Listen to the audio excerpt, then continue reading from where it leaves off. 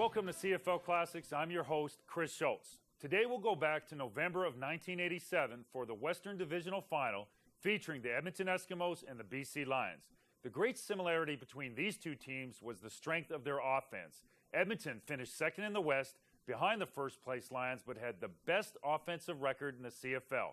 Their 617-point total was outstanding, but the Lions were equally capable of being explosive with their 502-point total. And of course, excellence in execution comes from quality at quarterback. Edmonton's Matt Dunnigan didn't know it at the time, but this would be his second last game as an Eskimo. And for Roy DeWalt, his career was coming to a close, even though he played on a quality Lions team. The first quarter is next as we look back at the 1987 Western Divisional Final between the Edmonton Eskimos and the BC Lions.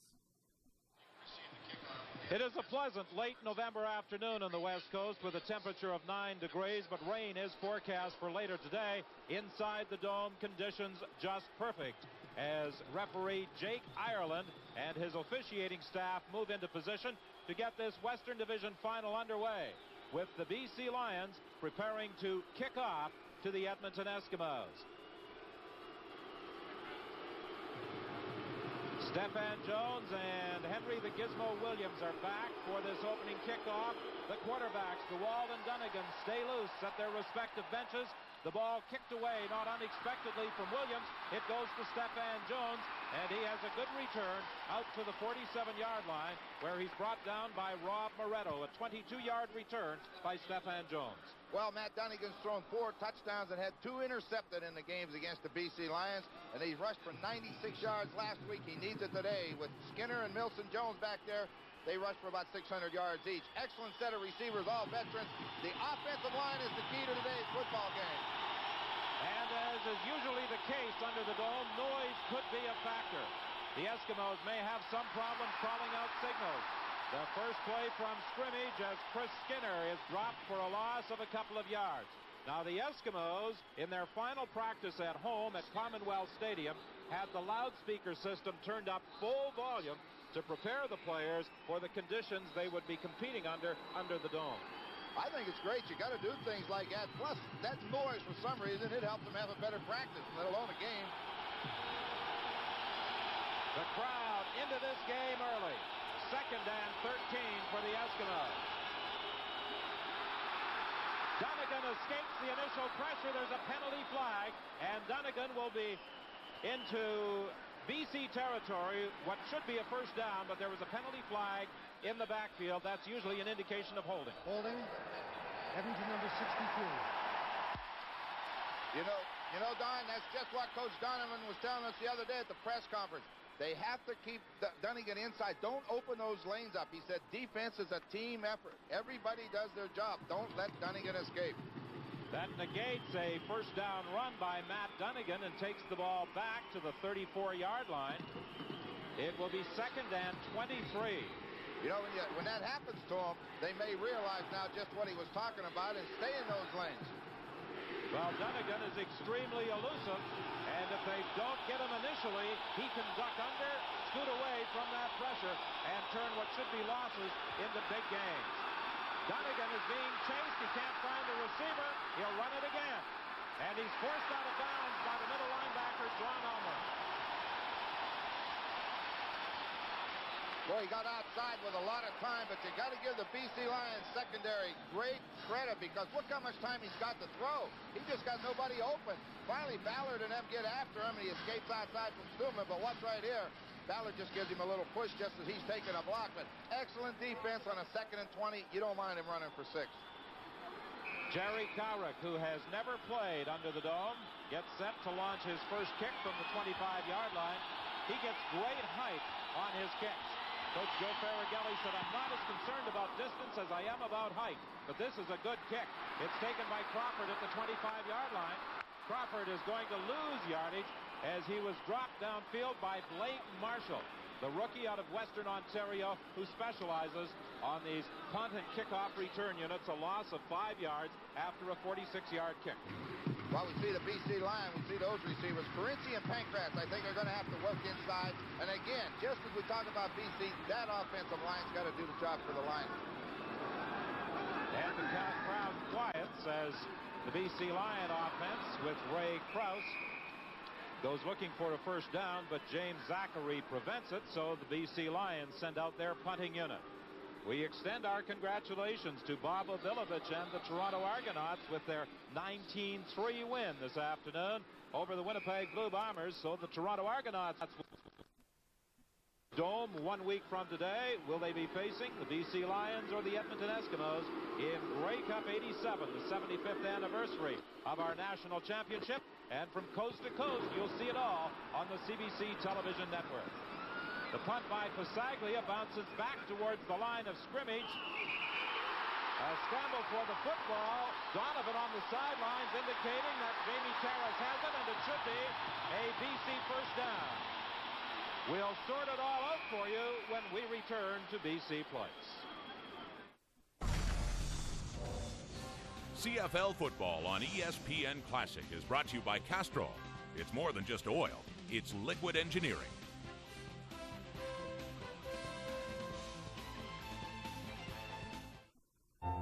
It comes with everything.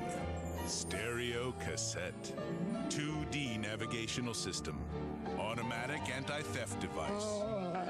But high-mileage cars can also come with engine wear, because they burn oil faster. So get Castrol GTX high mileage for superior oil burn-off protection. In lab tests of 10W30, 17% better than leading conventional oils. Hey. Castrol GTX high mileage. It's more than just oil, it's liquid engineering.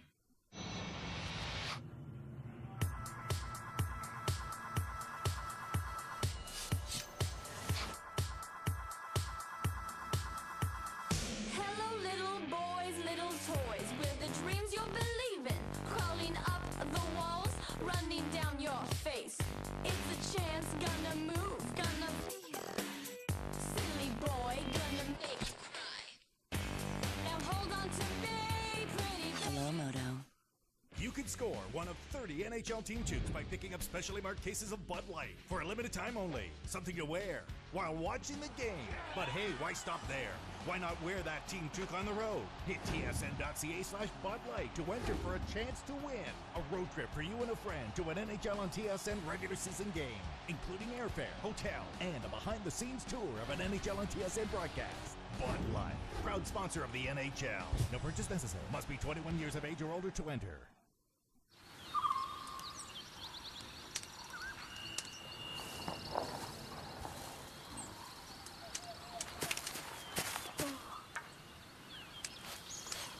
If an escape hybrid drives through the forest, does anyone hear it?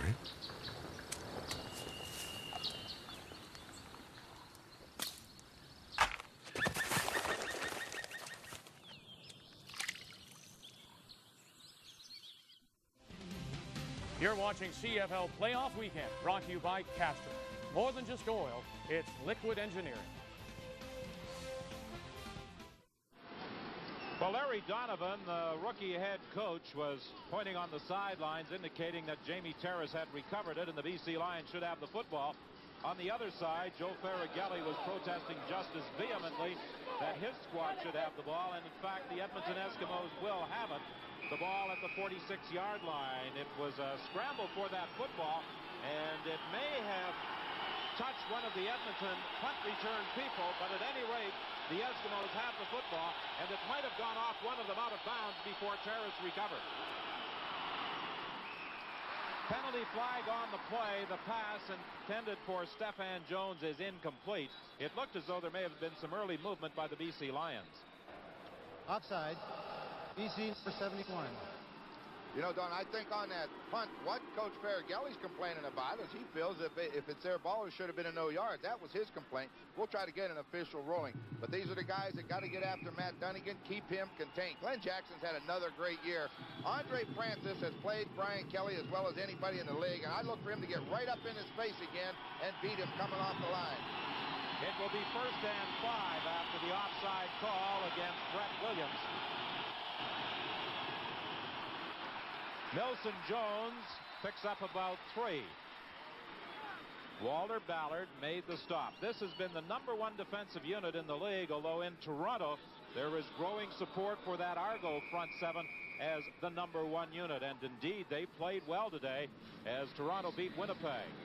A good crowd in attendance at BC Place Stadium for this Western Division final. And, of course, it will be sold out 1 week from today for the Grey Cup game. And I think tickets will really be hard to come by should the BC Lions be going against the Argos. Well, I'll tell you, I don't care which one of these clubs get there. They better get ready to play 60 minutes. Nelson Jones breaks the tackle. He's got a first down. Nelson Jones down to the 31-yard line. The first time they met back on July 18th, early in the ball game, I think on the first offensive series, it was Nelson Jones rambling down the sidelines for a 78-yard touchdown that put the Eskimos in front. Yeah, very first play of the game, it looked like on that particular play, he got in the flat and just took off downfield. But right now, they got a ball control type offense going. They're being able to get that running game going, and that's what Coach Farragelli and Donovan want to do, and that's unusual for BC. First and 10 for the Eskimos. They are at the 32 of the BC Lions. 10:02 is the time remaining in this opening quarter. Incomplete. The pass was intended for Rick House. Brian Kelly was going down the sidelines, and he has had some problems this year working against Andre Francis. As you said, the last time they met, he only caught 2 passes.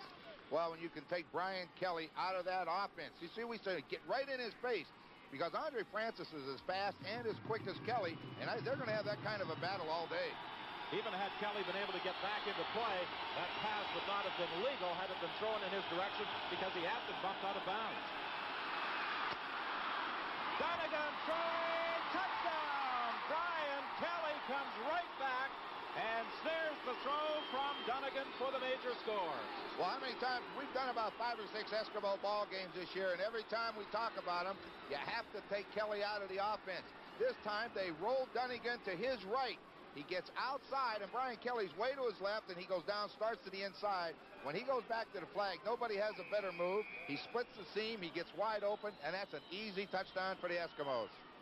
An amazing individual is Brian Kelly, 9 years in the league, and he spent the offseason this year at running school trying to improve his speed. Well, that's a guy who wants to play football, Don. There's always time to learn.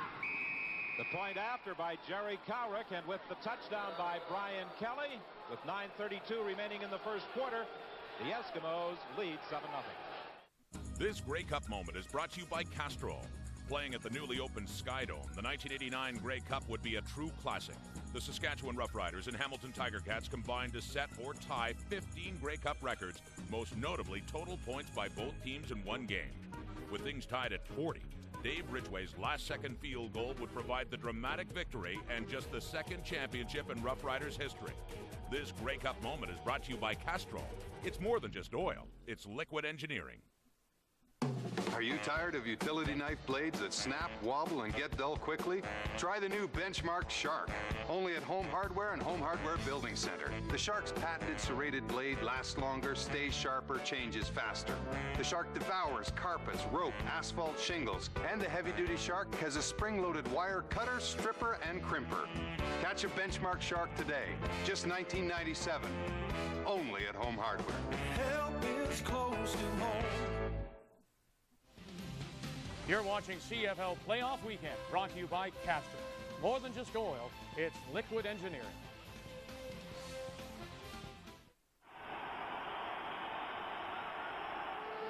In any other year, the 3 punt returns for touchdowns by Larry Crawford would equal the old CFL record, but this has been the year of the gizmo.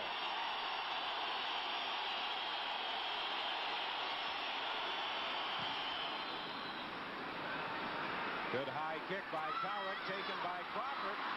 He's going to lose some yards here unless he can get back upfield, which he does. He could go all the way.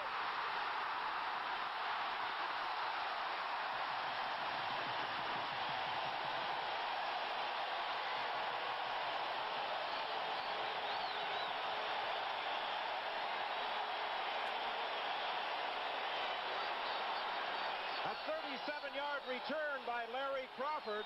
He was prevented from going all the way by Ron Howard. Well, he got the height on it, and that's what he wanted. It looks like he's contained, but all of a sudden that little fake allowed him to get outside, and they have it set well. Look at all the orange jerseys. Getting the job done. They forced him to cut back inside, and that allowed him to make the tackle. But that's a big, big play. That gets the crowd back into the ball game now. Special teams very much a factor for both clubs. Anthony Parker is inside the 10-yard line. That will be a gain of maybe 4. 3 punt returns for touchdowns this year by that man, Larry Crawford, and he has provided the BC Lions with tremendous field position after that 37-yard run back. It will be 2nd and 6 for the Lions. Some much-needed oxygen at that BC bench for Larry Crawford.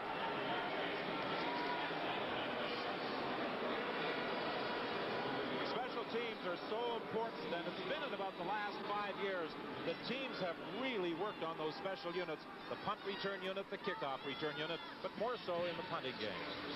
It used to be all you wanted to do is kick the ball down the field, have somebody catch the football. If he gains yards, that's a plus. All they want is don't fumble it. But all of a sudden, it became an offensive weapon. And when you get offensive weapons, it takes practice. And you're right. The time that's put in on special teams now is probably the biggest change in the CFL in 10 years. Well, you talk about the emphasis and the value of one player to a club. The Edmonton Eskimos, with the gizmo, use him almost exclusively on special teams. Well, that's all he is. I mean, they list him as a backup wide receiver, but I know in the games we've done, I haven't seen him catch a pass, but I have seen him return some punts for touchdowns, and that's what he is, instant field position. Dan Kearns is out. Gary Columbus in at that defensive end position. 2nd and 6 for the BC Lions. 3:48 remaining in the opening quarter. Fumbled. Recovered by Roy DeWalt. So that will probably mean a field goal attempt by Lou Pasaglia. I'm not sure that wasn't a pass because of the fact that the play action came this way. But Jan Carinci at the top of the screen goes down and goes back to the corner, and he was all by himself. DeWalt very fortunate to get the ball back. Roy DeWalt and Conrad Holloway, the 2 BC quarterbacks this afternoon.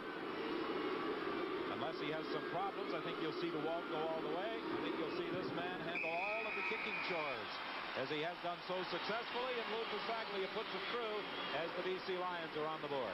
I talked to Lou Pasaglia the other night at that Western dinner where he received the trophy for the scoring leader again, and asked him about a comment he made in the paper that Jerry Carrick would find a little difficulty in kicking inside the dome. And, you know, most people would think, hey, why? It's perfect conditions.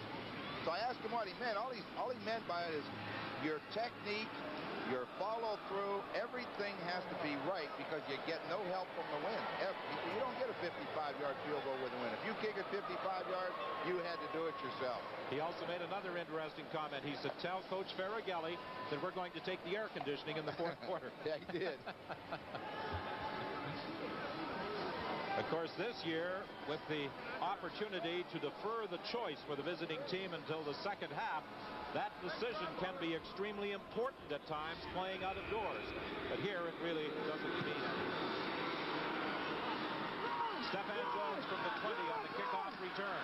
He's got speed just like the gizmo. But his speed is curtailed up at the 51-yard line by Kevin Dixon, a 30-yard run back after a 54-yard kick.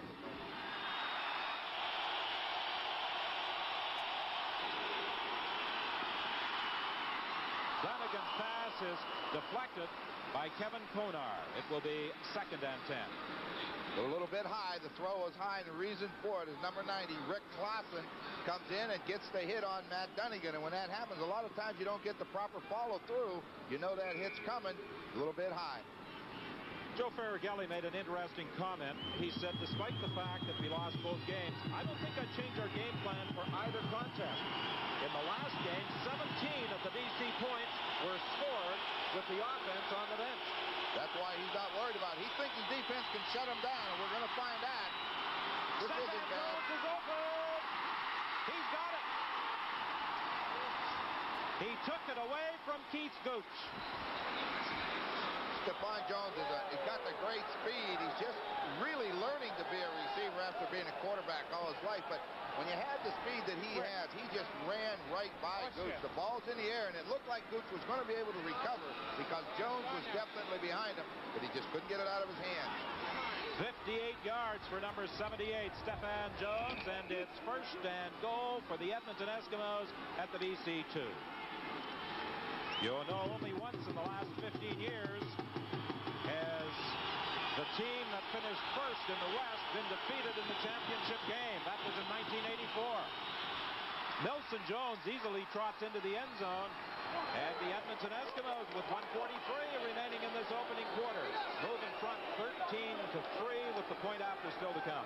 You know what we normally see on plays at the goal line is the lead back going into the hole. Watch this. The Esks block down, and they lead Blake Marshall outside, and he makes a great block, and you see how easy Milson Jones goes in. Nothing to it.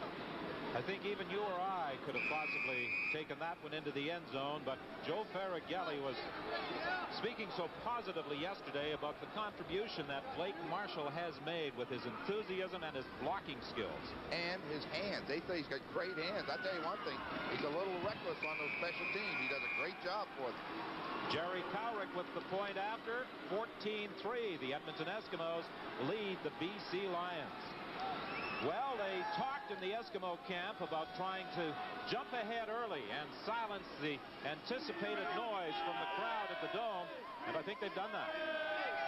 I know this, anytime a football team comes to play on the road at any stadium, if the crowd can be a factor, in which it should be all the time, you got to get them out of it. That means you jump on the home team, then that makes them sit back and relax. The worst thing that could have happened to the Lions was not converting that great punt return of Crawford. Did you see Bill Stevenson leading and then Marshall outside? Don, you're right. I think we could have made it because no one would have looked for us to have the ball anyway. Well, one team that excelled at home this season went down to defeat this afternoon the Winnipeg Blue Bombers. This year, losing just once, that to the Edmonton Eskimos at Winnipeg Stadium, beaten 19-3 in the Eastern Division Final. The BC Lions with an identical record under the Dome. 8 wins and just 1 loss here. That loss to the Calgary Stampeders. The final game as a head coach for Don Matthews back on October 11th. You know, Don, we've had the opportunity to watch the Argonauts for about the last month, and that they are a good football club. Don't let anybody tell you anything differently. Now Bird on the kickoff return. He tried to get to the outside, but Brian Warren and John Mandarich were having none of that. This Grey Cup moment is brought to you by Castrol. The 1996 Grey Cup was spectacular. In heavy snow at Hamilton's Iverwin Stadium, the Argos and Eskimos provided several spectacular plays, such as Eddie Brown's miraculous catch, Jimmy the Jet Cunningham's 80-yard punt return, and Henry Gizmo Williams' 91-yard kickoff return. When the snow settled, the Boatmen prevailed 43-37 for the first of 2 straight titles. This Grey Cup moment is brought to you by Castrol. It's more than just oil. It's liquid engineering.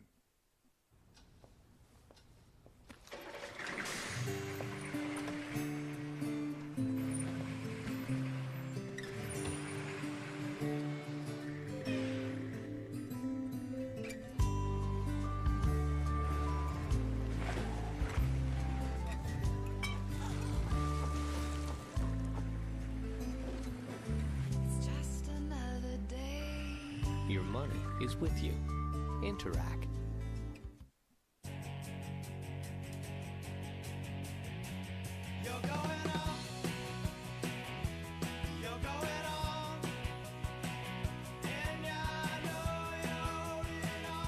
Shouldn't your car be as exhilarating as your life? Introducing the most powerful and spacious Accord ever. The all-new 2008 Accord from Honda. A new level of exhilaration, a new level of Accord. Adrenaline-fueled rides start with Source for Sports and 5150. Get the right advice and a great lineup of 5150 snowboard gear at selected Source for Sports stores across Canada. Source for Sports. We know our stuff.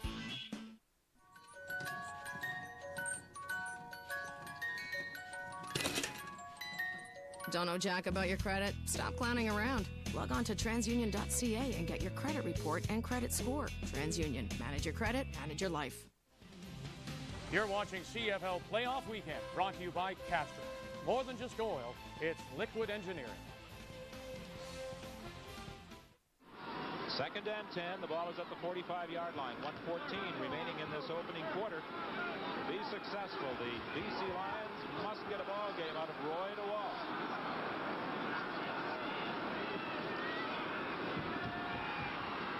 He completes the pass to Pankratz, I should say. A gain of about 8 yards. yards. It will be 2 yards shy of a first down.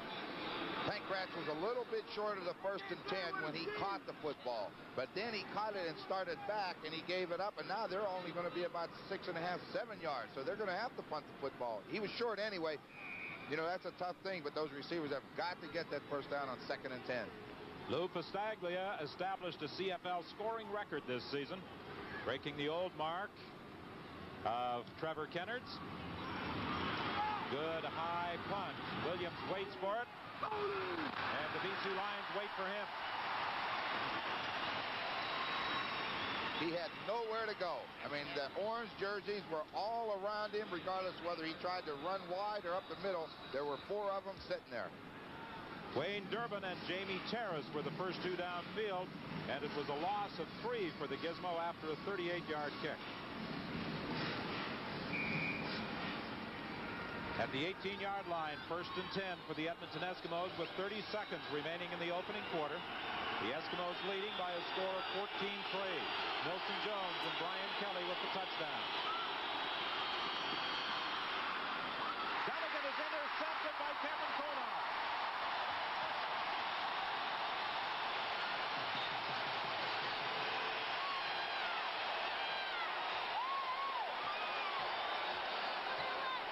This has always been a favorite pattern of the Eskimos.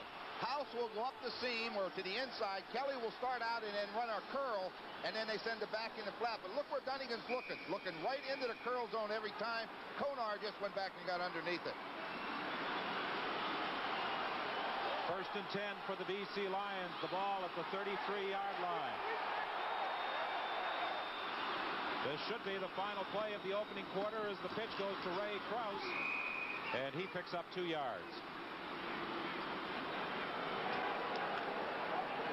Unless there's a penalty flag, and I don't see one, that should be the end of the opening quarter as time has run out on the scoreboard clock. And there's the gun to signal the end of the opening quarter at BC Place Stadium.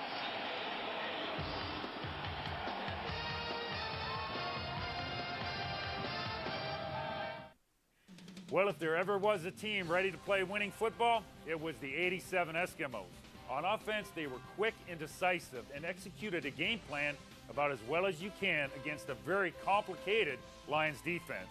In 3-down football, it is so difficult to sustain drives because any type of penalty, physical mistake, it forces teams out of rhythm and into obvious punting situations.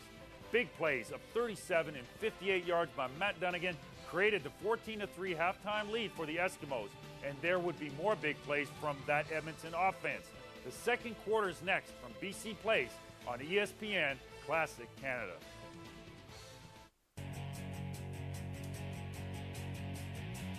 You're going on. You're going on. With available 268 horsepower, ultra-low emissions, and Honda's reputation for safety, it's not just a powerful car, but a powerful statement. Introducing the all-new 2008 Accord from Honda. A new level of exhilaration. A new level of Accord.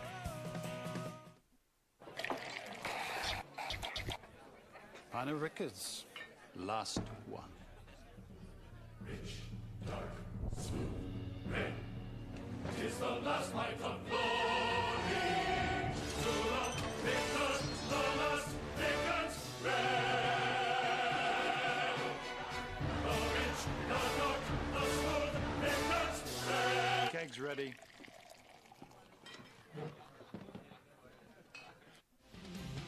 You're watching CFL Playoff Weekend, brought to you by Castrol. More than just oil, it's liquid engineering.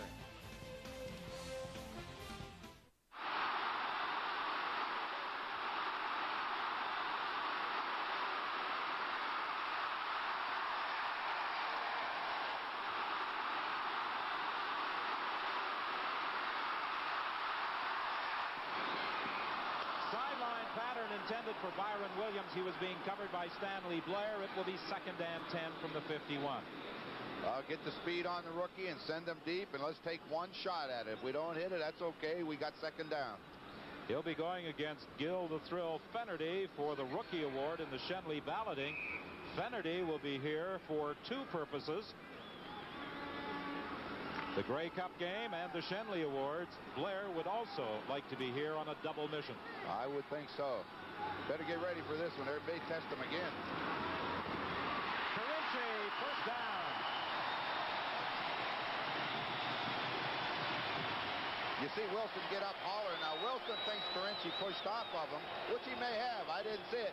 But that's what he was talking to the official about. He got back inside him into the open area, and that's the one place Wilson can't afford to let him get to. Well, Jan Carinci is one who would certainly like to be in a Grey Cup game facing some of his old Argo teammates. I think you might enjoy that one. He, of course, was with the Argos when they won a Grey Cup game right here at BC Place Stadium in 1983, defeating the BC Lions. Anthony Parker picked up just 1 yard. The BC Lions have had problems in their last few games getting the ball into the end zone, particularly against the Eskimos. All you have to do is look at the number of field goals Pasaglia has tried this year. He's hit 52 of them, which you said was a new record. The Eskimos, on the other hand, lead the league with 70 touchdowns, and the Lions have only scored 48. So it's been a problem all year for them, but especially against this club. 7:18 remaining in the half. On second and long, DeWalt can't find his initial receiver.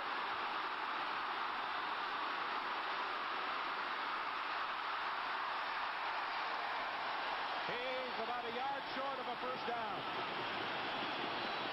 Field goal.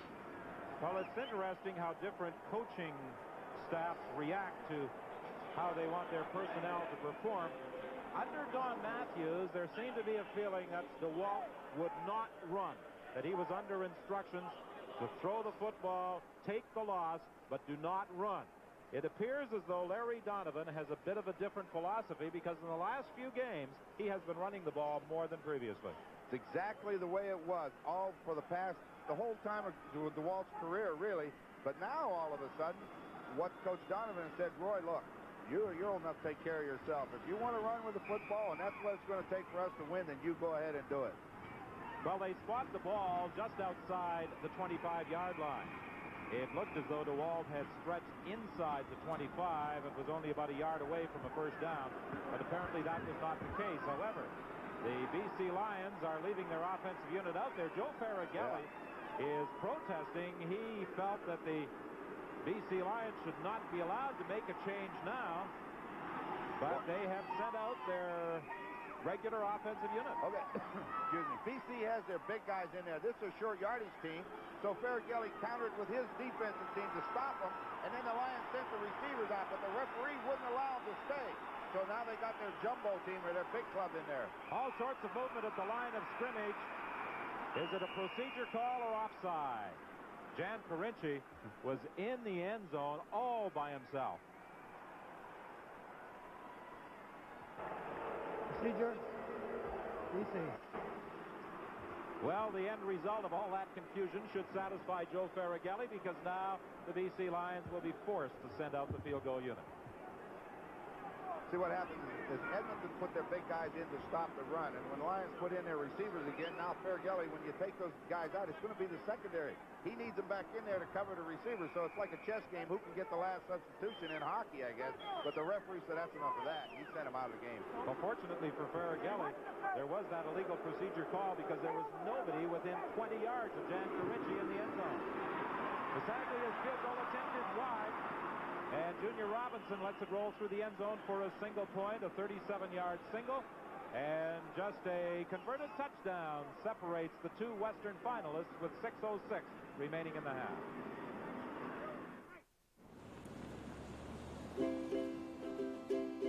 The wheels on the car go round and round, round and round, round and round. The wheels on the car go round and round all through the town.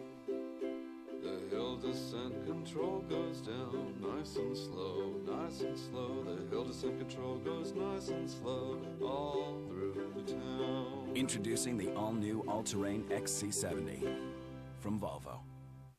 Faster, higher, stronger.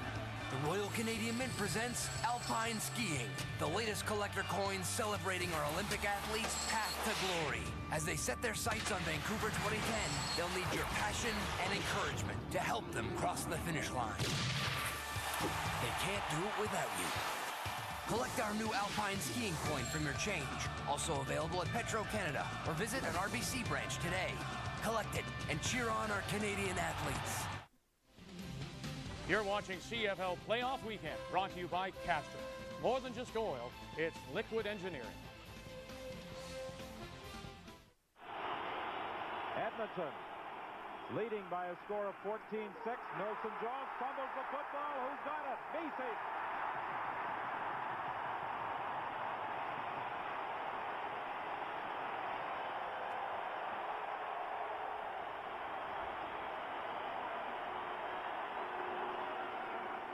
Well, once again, now the Lions have the opportunity to put a touchdown on the board.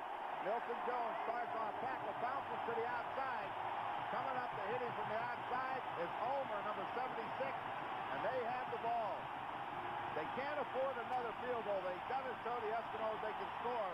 You see the ball loose. Great turnover. And why not? Their defense has done it all year. Well, our reverse angle camera providing us with a good view at that fumble and the recovery by the BC Lions. And, of course, we'll have that reverse angle camera to bring you all the highlights in the Grey Cup game 1 week from today. Gary Columbus prevented Roy DeWalt from finding anybody in the end zone. And this is a continuing story and a continuing problem for the BC Lions. Well, with the Eskimos, like we didn't mention Columbus as a starter, but they rotate their defensive linemen. And as you can see, he came from the inside all the way around. So they executed a stunt where the end goes down, tackle comes out. But Zachary's the guy that's resting on the sidelines now. 2nd and 16. Incomplete. Byron Williams was being covered by Stanley Blair, but it was, I think, John Pancratz who went up high for that football. Well, the BC Lions love that pattern. We talked about it earlier. 3 receivers, and watch Carinci. Carenci's the guy that's deep. Williams is going deep. He gets the official. I think that's Jock the Carey. I had breakfast with him this morning. Had a nice talk with him. Try to get some rules explained, and I figure he knows a heck of a lot better than I do. He's the field judge this afternoon. Many times he has worked as the head referee. Surprisingly, Lou Fasaglia has a better record outside the dome than inside, and this 48-yarder falls short. And the Gizmo tries to stay in bounds, but then is forced out as Ray Krause takes him out of bounds at the 20-yard line. You know, in talking to Pasaglia, he said one of the reasons he probably has a better record outside the dome, which comes as a surprise, is the fact that inside the dome, you attempt more field goals because there are no wind factors. Outside the dome, if you're kicking into a strong wind, you don't try them from as great a distance. And, of course, when you've got the wind with you, your chances of making them are better. That's right. He's kicking under ideal conditions, and that's what he doesn't like. You know, he says he'd like to get the chance to kick with the wind at his back once in a while. Do you really believe that? No. I think you'd like to stay right here inside the dome. Keith Gooch forcing Stefan Jones out of bounds.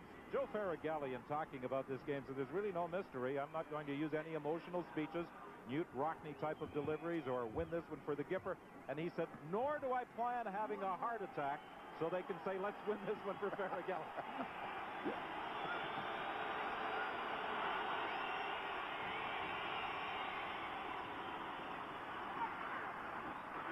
Chris Skinner, a good run for a gain of about 7 before being stopped by Brett Williams. I said when Roy DeWalt was tackled earlier by Columbus that it's a continuing story and a continuing problem for the Lions. When you look at the turnovers they have created, the punt return by Larry Crawford, they have to come up with more than 7 points. Well, you know, you only get X number of chances to put points on the board, and every time you waste one and have to take the field goal, it's going to catch up to you. Now, they've been down there, what, 3 or 4 times. It might be closer to 4, and have yet to put it in the end zone from great field position. 3:24 remaining in the half.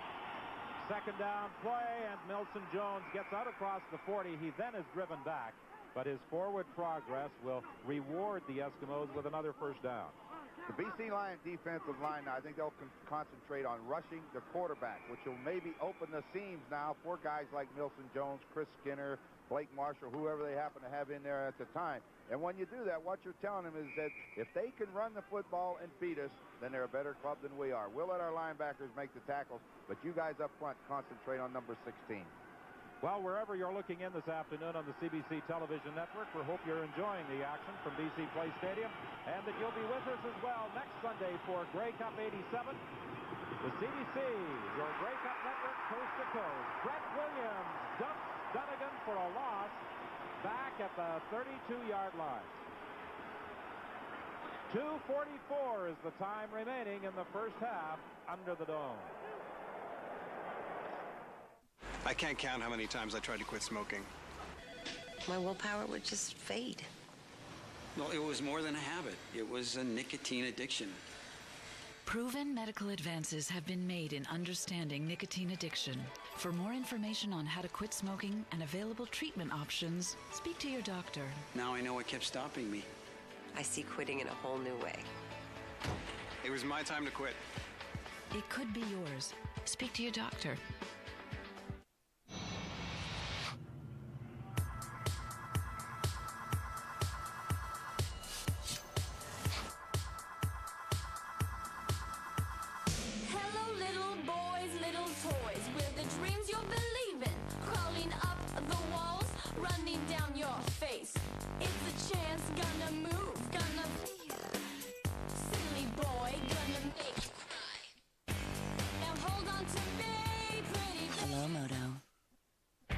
Got layers? Get texturized. Introducing the new Texturized Collection from Pantene. The new Texturized Collection lets you lift and define your layers into flexible styles that you can remold to suit your mood. Piece it with Texturized Moussing Foam Wax. Slide fingers down sections to achieve a PC look. Flip it with Texturized Sculpting Wax. Pull and twist through dry hair, flipping up at the ends for added flair. Create the looks you want with the new Texturized Collection from Pantene. Prep, chunk, flip, texturize. In a short period of time, the Lion Man has gone from king of the beasts to king of the road. His socialization appears to center completely around the automobile. Totally new to the Lion Man is 7-color ambient lighting. The Lion Man is quite responsive to this feature. The new redesigned 2008 Ford Focus is a real social life accelerator. You're watching CFL Playoff Weekend, brought to you by Castrol. More than just oil, it's liquid engineering. Dunnigan rolls to his left. It looks like he's going to throw the football, but watch, he has to pull it down, and when he pulls it down, Brett Williams is there to knock him down. That's an excellent defense. Well, the toaster may have been burning on that one, but Larry Donovan was burning over at that BC bench, because there was an unsportsmanlike conduct call against the BC Lions, wiping out the quarterback sack, giving Edmonton a first down at the 50-yard line. Here's the reverse with Tom Richards. Quite a collision with John Ulmer coming over from his linebacking position to hit Richards, but he'll have a gain of 8 yards. What kind of play will give you a headache? They run that reverse backside. We're going to get a good look at it from this. You see Dunnigan coming. Now, he gives the ball to Richards. Now, watch Richards when he comes around the corner. He tries to cut in on Andre Francis and goes up in the air, but watch the collision with John Ulmer. Right there. In midair, on those helmets hit, you get a lot of ringing. The ball is at the BC 52 with 2:22 remaining in the half. 2nd and 2 for the Eskimos. Milson Jones won't get it. Glenn Jackson, who has been solid, the veteran linebacker, coming up to make the tackle. When it's 2nd down, 3 yards to go, and you're expecting run, and they got the full house backfield, 2 halfbacks and a fullback, Glenn Jackson went for penetration, and that's a good job, because now the back has to make a decision, and he made the wrong one because he ran into Jackson. 14-7 the score, as Jerry Cowrick prepares to kick it away to Larry Crawford. Crawford showing some respect for the young kicker for the Edmonton Eskimos, standing back at his own 5-yard line. He's taking all sorts of time, angling it back into the middle of the field. It bounces misses, and Crawford is fortunate to get it back. There are penalty flags. I thought initially that Crawford may have touched that ball as he came up trying to field it. Well, you know what happens on this, Don? Carrick had so much time that they didn't rush him, so he just stood there and held the football, and then when the rush came, he kicks it. But that gets your cover team too close to the receiver, and he didn't kick it that far. Edmonton for 47.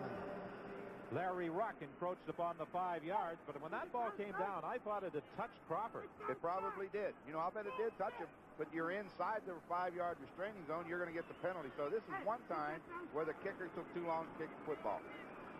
When he had all that time back there with Tom Richards flanked out wide, I thought he was going to try and angle it towards the sidelines and try and hit Richards going down those sidelines because he would have been eligible. Oh, yeah, he was eligible. I was watching Richards out here because he's got great speed. You know, he doesn't need much room. And if you can get it to him, he could go a long way.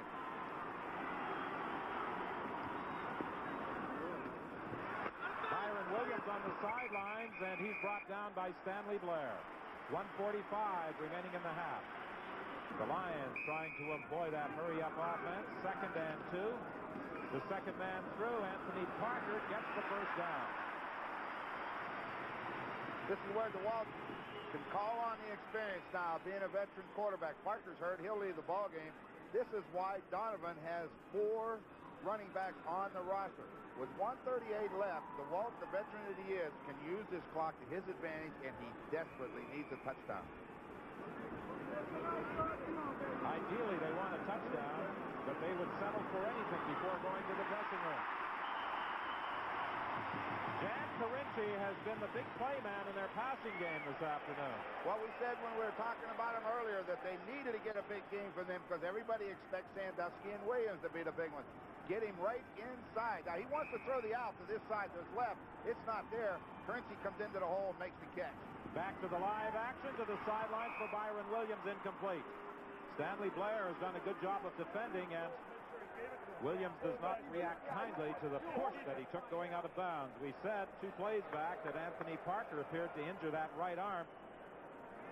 It appears to be the elbow. At least that's the area that he is attempting to massage.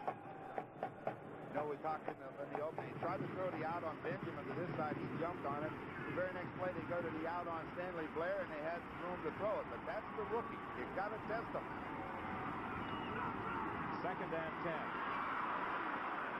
DeWalt looking for Jamie Terrace. He couldn't hang on. And he was open. Wide open. And he'll be wondering about that one. You don't get him thrown any better. It's stuck between the 2 and the 3. Boy, look at this throw. Right between that 2 and 3. And he sees that linebacker coming and doesn't hang on to that ball. May as well catch it. You're going to get hit anyway. A product of Western Ontario. Henry Williams out of East Carolina, 5'8", 165 pounds, waiting for the 3rd down punt by Lou Pasaglia. Penalty flags go down. No yards will be charged against Kevin Dixon. You know, we're talking about Jamie Terrace.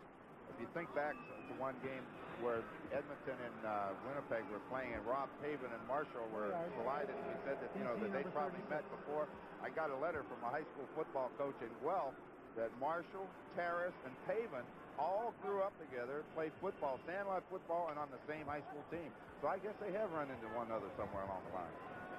Well, if they all played on the same team, they certainly had quite a minor league background, and the fellow who coached them all must have done quite a job to eventually see them all wind up in professional football. I think you should send me a letter and tell me whether they won the championship, because those are 3 good ones. 1:08 remaining in the half. 1st and 10 from the 30-yard line. Donegan is going deep for Stephan Jones.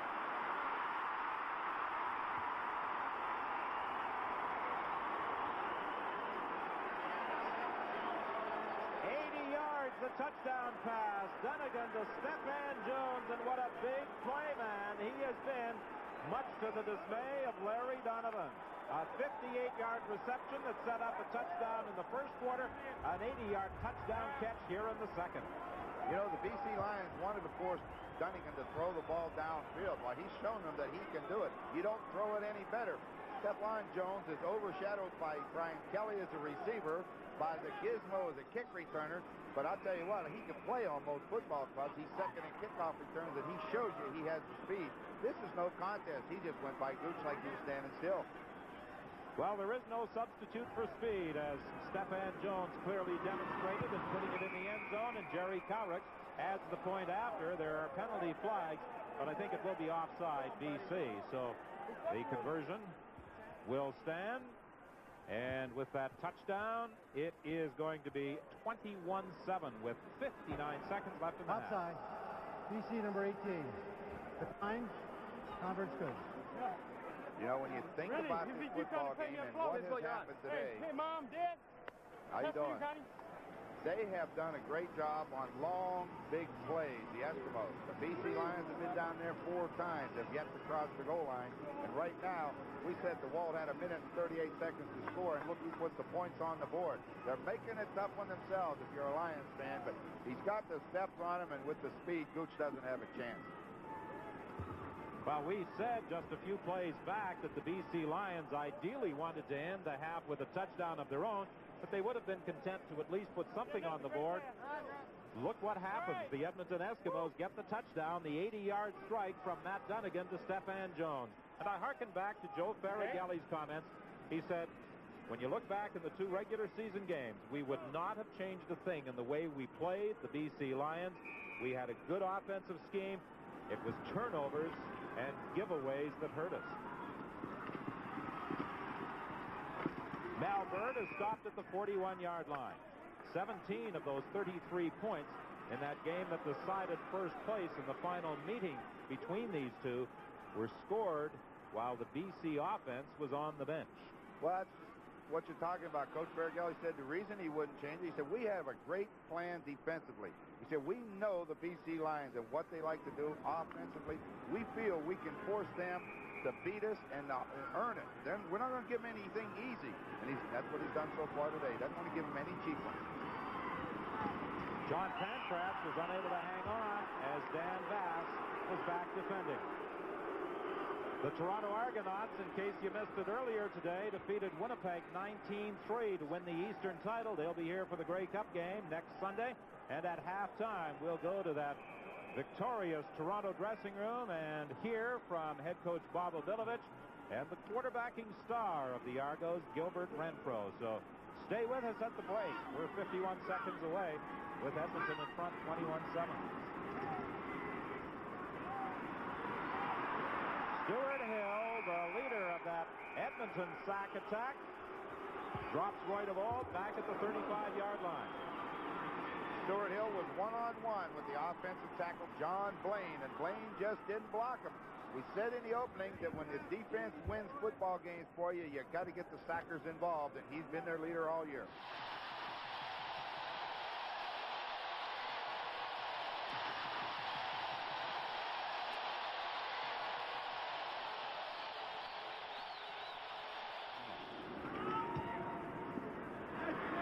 Good kick by Pasaglia. Williams back at his own 25.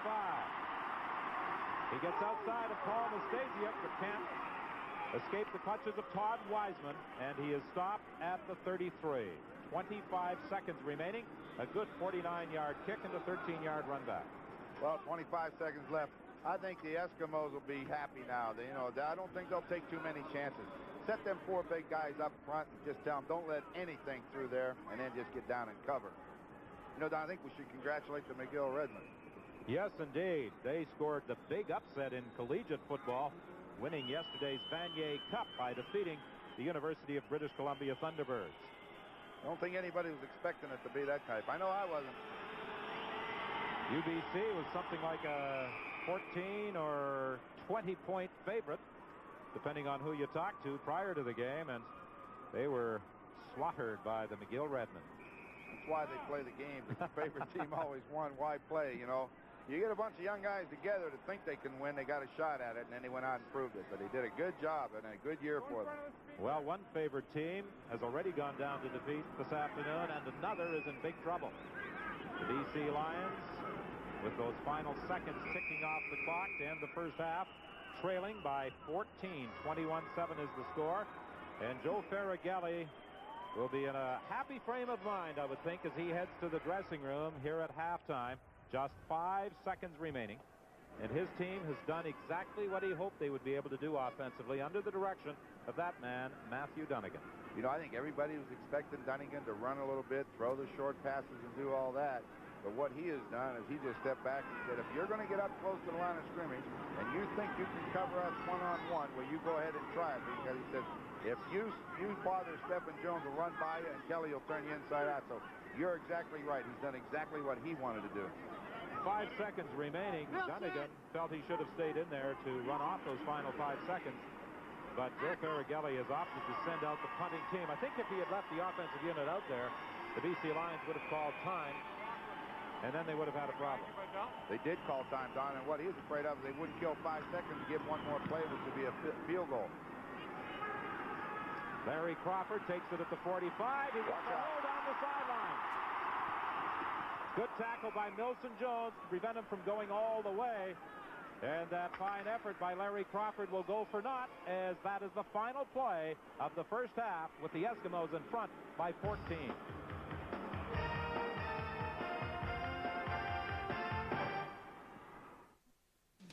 In the first half of the 87 Western Final, the Edmonton Eskimos were making all the big plays and held a 14-point lead. The crucial thing for Edmonton at this point was to stay aggressive and not play the clock. The urgency for BC was to score first in the second half because the Edmonton defense had held them to just 7 points on 2 field goals and a single. Be sure to watch for the appearance of Conridge Holloway in the third quarter. After achieving excellence in Ottawa and Toronto, Holloway would end his career in BC Place. The second half of the 1987 Western Final is next, here on ESPN Classic Canada. Zippo Kingo Viagra. Viagra Spanglechuff. Spanglechuff.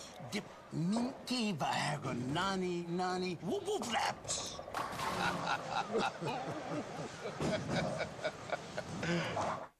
This is Sync.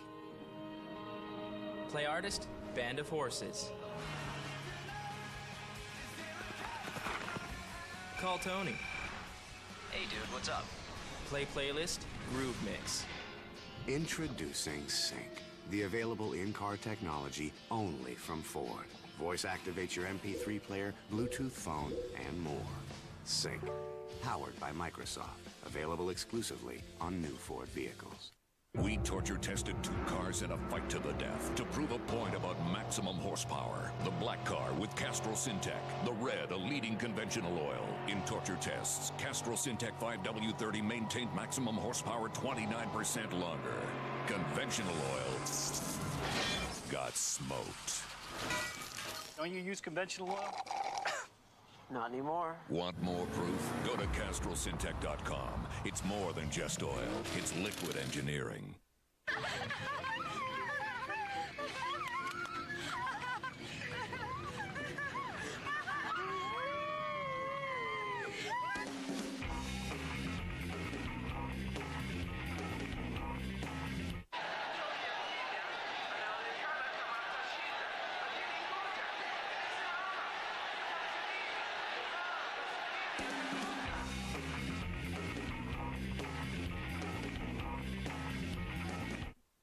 Monkey flap spunk.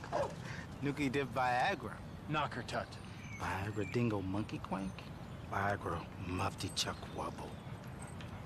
Oh, Pazer tufty. You're watching CFL Playoff Weekend, brought to you by Castrol. More than just oil, it's liquid engineering.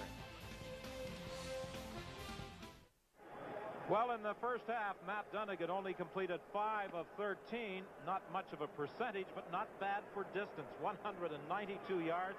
That's almost 40 yards per throw as far as completions go. And that has been the difference in the first half. Dunnigan with a touchdown strike of 32 yards early to Brian Kelly, and then the 80-yard completion late to Stephen Jones. As a matter of fact, he has only completed passes to 2 receivers, Kelly and Jones. Roy DeWalt has a better percentage, 9 of 18, but he has only been able to pick up 73 yards.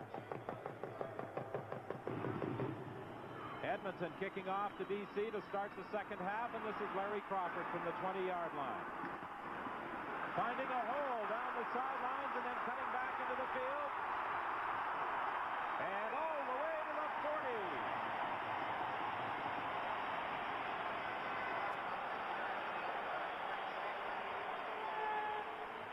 You know, Donald, when they showed the shot of Roy DeWalt, I was just thinking that he better get him in the end zone early in the third quarter to get back on track.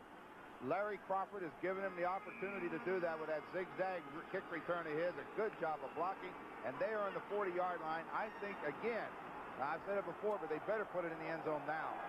50 yards on the return by Larry Crawford. It's 1st and 10 BC. They are at the 40-yard line. A reverse with Jan Karinci. He couldn't go wide. He had to cut back inside as the Eskimos defended that one well. John Mandarich forced it back, and then Craig Schaefer finished the job. We talked about those passing statistics in the first half. Here are the other statistics from that opening 30 minutes. 2 turnovers committed by the Edmonton Eskimos, but the Lions really weren't able to capitalize.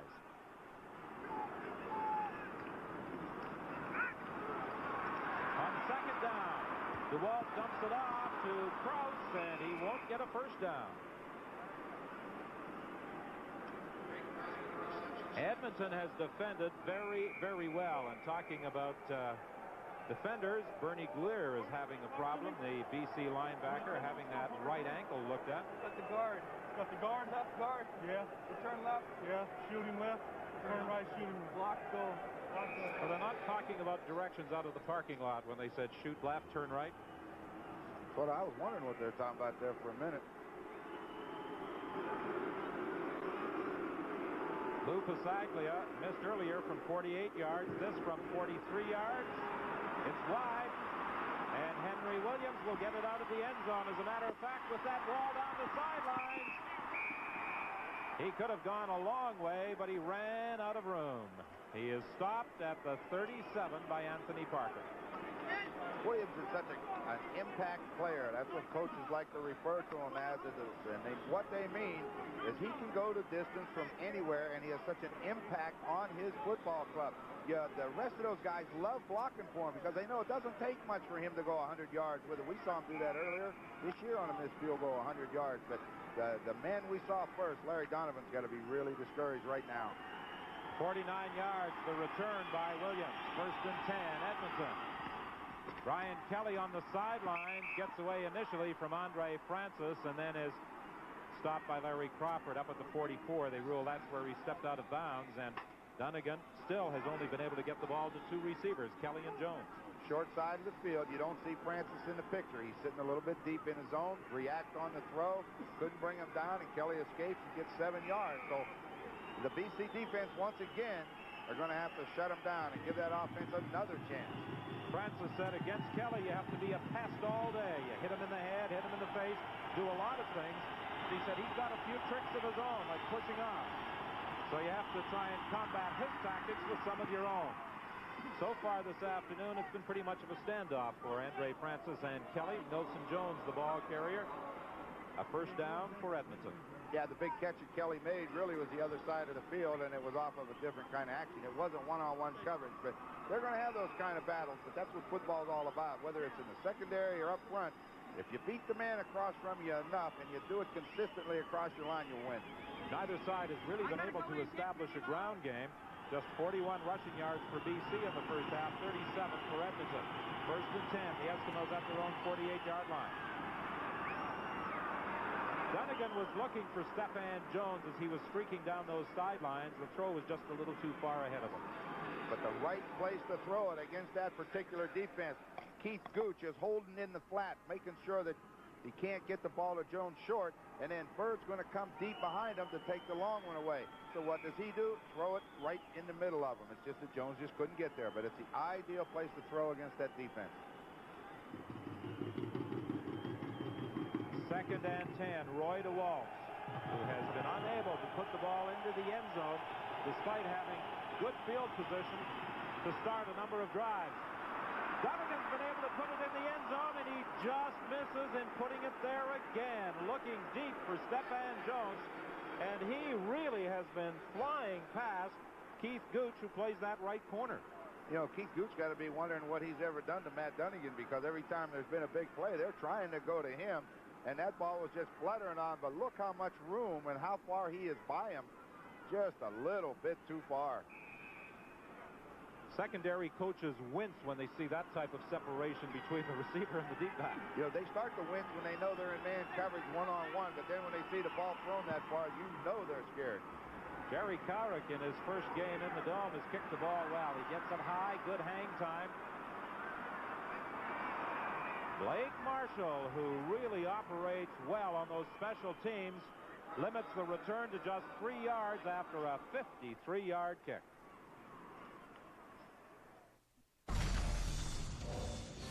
CFL football on ESPN Classic is brought to you by Castrol. It's more than just oil, it's liquid engineering.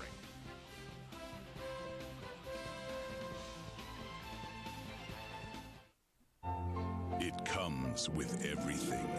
Stereo cassette, 2D navigational system, automatic anti-theft device. But high-mileage cars can also come with engine wear, because they burn oil faster. So get Castrol GTX high mileage for superior oil burn-off protection. In lab tests of 10W30, 17% better than leading conventional oils. Hey. Castrol GTX high mileage. It's more than just oil, it's liquid engineering. Yeah, I reserved Guitar Hero 3 online. I'm here to pick it up. Great game. I also reserved Guitar Hero 3 online. Okay. There's only one Guitar Hero. And you're looking at him.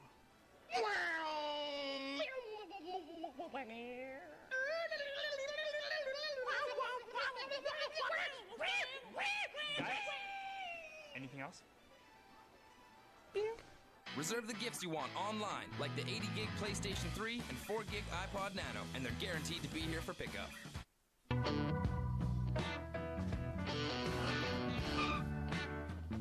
Sometimes when you're together, you just can't stand the idea of being apart.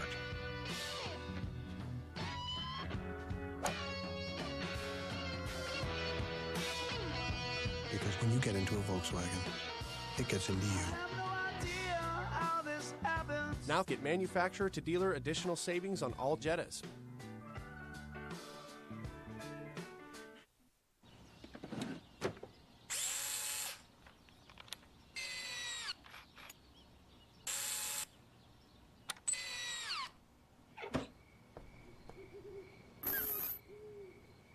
Now it's easy to go from drilling to driving. Just lock the Mastercraft Maximum Drill Drive system onto any drill. Plus, a magnet holds the screw securely in place. Use with any round or hex shank drill bit. Great tool start at Canadian Tire. You're watching CFL Playoff Weekend, brought to you by Castrol. More than just oil, it's liquid engineering. Larry Crawford, number 28, sitting on the bench, was shaken up on that last punt return, and while he hasn't received the recognition of his Edmonton counterpart, he has outperformed the Gizmo this afternoon, 106 yards on returns, and if they are forced to play without Larry Crawford, that could definitely hurt the BC Lions. Right, a won't go deep is intercepted. No, Stanley Blair appeared to have it. He was unable to hang on as it was thrown for Williams. Stuart Hill was pressuring quarterback Roy DeWalt, and Stanley Blair, who came into the league this year, and early in the season a lot of teams tried to pick on him, has certainly played well in defending against Byron Williams this afternoon. And of course, he is the Shenley nominee as Rookie of the Year, going against Gil Fennerty of Toronto. Not only is he a corner, but he's on the left corner, which is where most right-handed quarterbacks like to work. Ray Crouch with a good move to get the first down. You're exactly right, Don. That's a big move of Crouch to get it, because they'll give him that 5-yard pass, come up and make the tackle. But watch the move. The Walt's going to pass. The backs don't have anyone to block. It's a zone. That means they get out in the pattern. Now there's the move on Danny Bass, and he gets right inside. He doesn't care what happens now as long as he keeps the possession to keep this drive alive, because they got to. After being beaten, Danny Bass didn't do a bad job of recovering to get back into the play. It's easy to understand why he was named the All-Star linebacker. Sandusky, nowhere to go. Howard is there, Bass is there, Benjamin is there. When you try to bring that slot back, in this case, out to block on the corner on Ron Howard or Steve Benjamin. All the defender does is follow him. See what? When he goes back inside, the slot back comes out, but Howard now is in a position. What you want is to make the block on him and no one else there. I like to move the last one to spin away from there because Danny Bass is coming. I'll take my chances with Benjamin. 2nd and 9, deep over the head of Jim Sandusky. And now some pushing and shoving involving Larry Ruck and Ray Krause, the Edmonton linebacker and the BC running back, but cooler heads prevail. Larry Donovan has to be concerned about the inability of Roy DeWalt to get the ball to his big play man as far as the Lion passing attack is concerned. Jim Sandusky on the year, 8 receptions this afternoon, just 2. Right now, Carinchi's the guy that's made whatever plays the Lions have made for him offensively, but that's not good enough. You got to get those big play guys involved.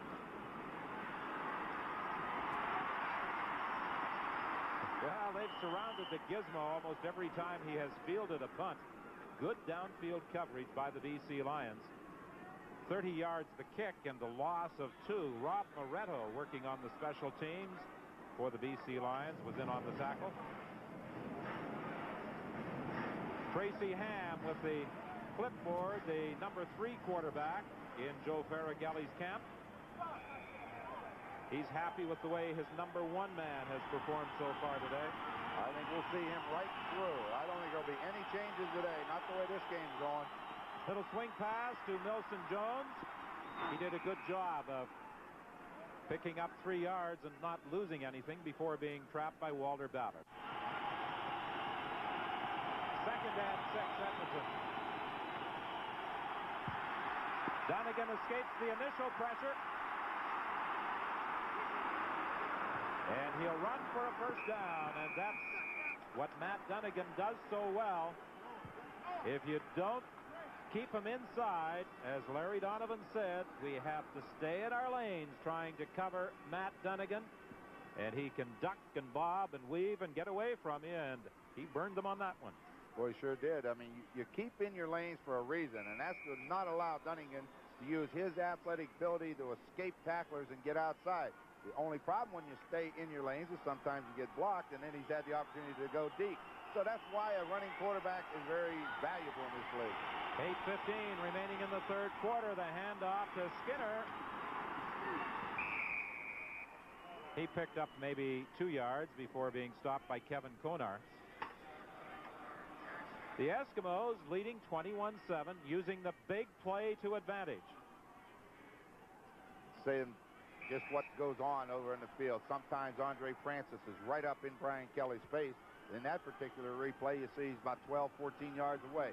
You don't do the same thing all the time, because if you do, they'll get onto it. Well, you have to vary your attack both defensively and offensively, and Donegan is going over the middle. And the first catch of the afternoon for Marco Sincar, and a first down, Edmonton. Sincar came off the football straight downfield and was going to get hit by a defender and just jumped around him and found the open area.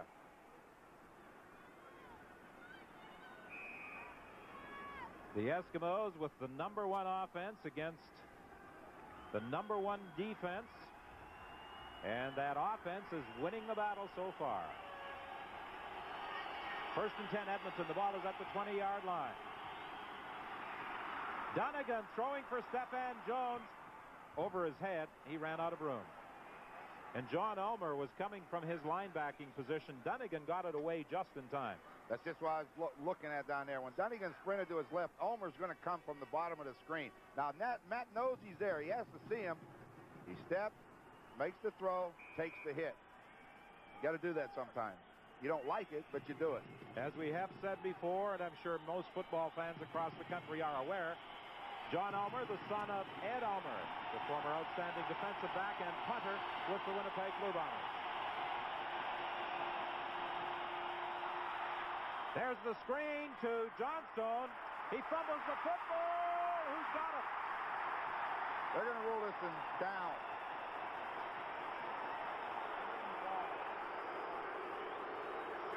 They're ruling that he was down. I think if we get a replay of it, Don, we're going to see him clearly hit the ground with the ball in his possession, and it's going to bounce out on impact. And you know the rule. The ground can't cause you to fumble. See him coming. Konar cuts the legs out of him, and when he hit the ground, he had the ball in his arm. Yeah, you talk about that rule about the ground not making you fumble. We were constantly reminded about that rule by a former broadcasting colleague and now a general manager who will be leading his team into the Grey Cup next Sunday. I wonder who that could be. I'm not going to tell you, but his initials are Leo Cahill. Well, we heard about that a lot. A 22-yard field goal try by Jerry Cowrick. Watch the way Blake Dermott gets the ball back. Dunnigan doesn't even have to turn the laces. Well, I'll tell you, a holder appreciates that. We'll talk about that later. It's 24-7 with 6:07 left in the third quarter. CFL football on ESPN Classic is brought to you by Castrol. It's more than just oil, it's liquid engineering.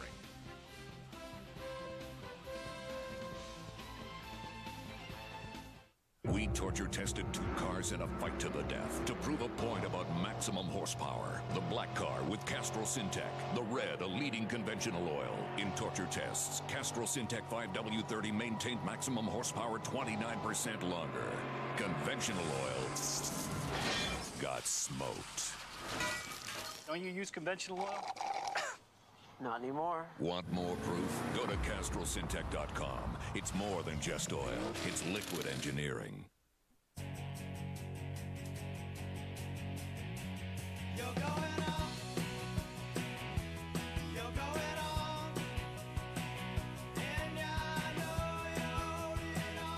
Shouldn't your car be as exhilarating as your life? Introducing the most powerful and spacious Accord ever. The all-new 2008 Accord from Honda. A new level of exhilaration. A new level of Accord. You're watching CFL Playoff Weekend, brought to you by Castrol. More than just oil, it's liquid engineering.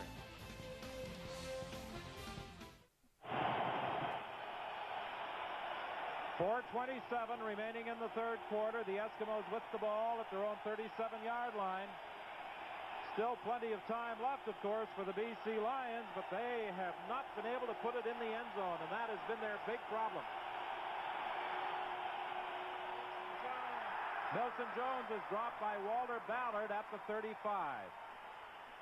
I think the BC Lions have figured out, they know how to play this game defensively. On first down, play the run because they want to get the time to come off the clock. And second down, go get Dunnigan. But I've been wondering when we're going to see Holloway. I kind of think that he's going to get his shot. I'd give him a chance anyway, right now, when they get the football. He did not see much action this season. Most of it since Larry Donovan took over as head coach. Dunnigan was looking deep. Marco Sincar had been bumped at the line of scrimmage, and I think that may have been the target, but Dunnigan, facing a blitz, had to get rid of it in a hurry. Got the one-on-one coverage. There's no reason for him to take the sack. Just lay it down the field. No harm. Threw it over top everybody's head. 3:34 remaining in the third quarter. 24-7 is the score. The Edmonton Eskimos leading. And I'm sure right now the Eskimos must be having some problems with those signals because of the loud noise. The crowd trying to become a factor here at BC Place Stadium. But the Eskimos, by putting points on the board, simply won't let them. There's a penalty flag as Larry Crawford picks it up, and I think Brian Warren will be called for encroaching upon that 5-yard area after a kick of 40 yards by Jerry Cowrick.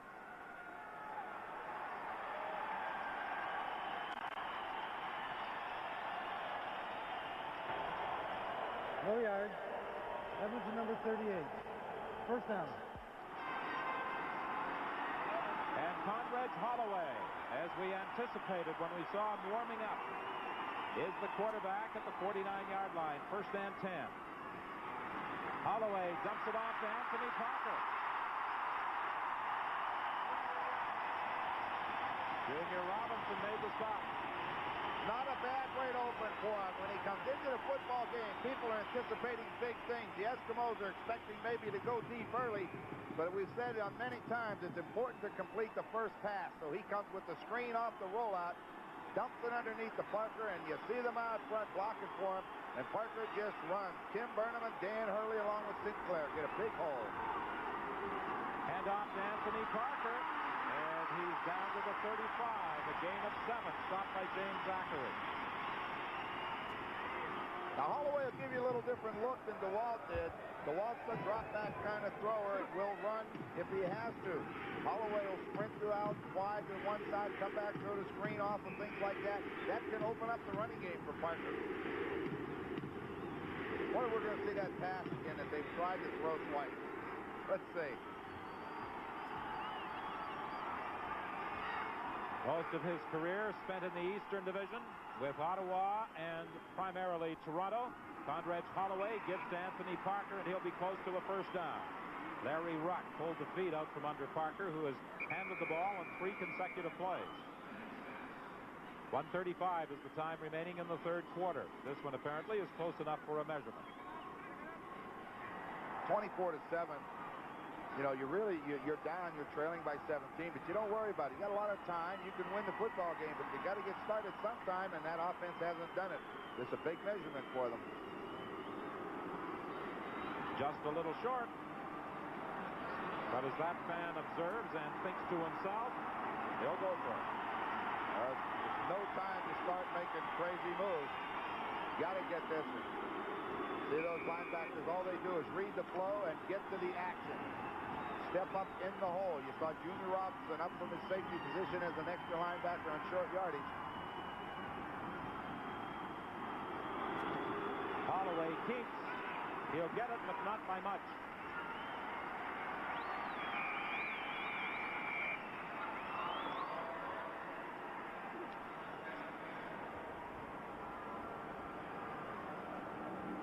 Joe Farragelli keeping an anxious eye on that clock. His team leads 24-7. 1:15 remains in this third quarter.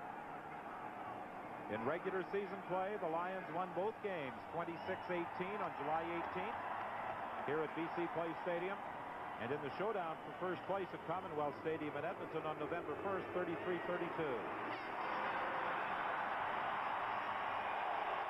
You know the quarterback's going to have the football. I thought Holloway had a little trouble with that snap from the center, and it looked like it almost got away from him, but he was going straight ahead, so there's no problem. When you back out of there with it, now you can drop it, but he just took it with him, made the first down. They're in 3-down territory. No more field goals now. First and 10, the BC Lions under the direction of Condredge Holloway from the 32-yard line. Holloway was looking over the middle for Jan Carinci, incomplete. And Stuart Hill dumped Condredge Holloway on the turf. Holloway and Carinci, of course, a combination that was successful for the Toronto Argonauts in their Grey Cup triumph of '83. He was hoping to hit Carinci. You had him open over the middle. He had to step inside of a blitz by the middle linebacker and just escape that one, and then Stuart Hill threw him to the ground. Pretty good. The Toronto Argonauts, in case you missed it, earlier today winning the Eastern Division title with a 19-3 triumph over the Winnipeg Blue Bombers. Holloway has time. Incomplete. He had time to throw it. You see who hit him? Stuart Hill again. Took that short rollout to his left and stopped and wanted to look backside. And when you do that, we saw Brett Williams get Dunnigan. This time we see Hill get Holloway. Well, over the last couple of years, Holloway has taken a lot of physical abuse. His body has paid the price for standing in there trying to complete those throws. In that year that he won the Shenley Award with the Argonauts in that run-and-shoot offense, boy, the quarterback takes a pounding in that offense, and I think he did a great job. The direct snap to John Pankratz. And he is going to be stopped by Dan Kearns at the 30-yard line. You know, I'm going to tell you something. You know what happened? That play wasn't called. That was a direct snap to Pasaglia because they sent Omer out for a pass, and they sent another receiver for a pass. The center centered the ball to the wrong person. I'll bet you. I think Larry O'Donovan is probably going to try and find out right there what happened. See, Pancratz is going to have to block for him. I don't think this is a design run. I think this was going to Pasaglia because I saw Pasaglia go right up and talk to the center. 3rd and 10, you better throw it. Don't run it. Incomplete, intended for Marco Sincar. Konar and Stuman this time put Dunnigan on his back. They don't hurt quite as much when you look up at the clock and see a 24-7 lead and no time on the clock. And that is the end of the 3rd quarter. So the Edmonton Eskimos are 15 minutes away from facing the Toronto Argonauts in Grey Cup 87.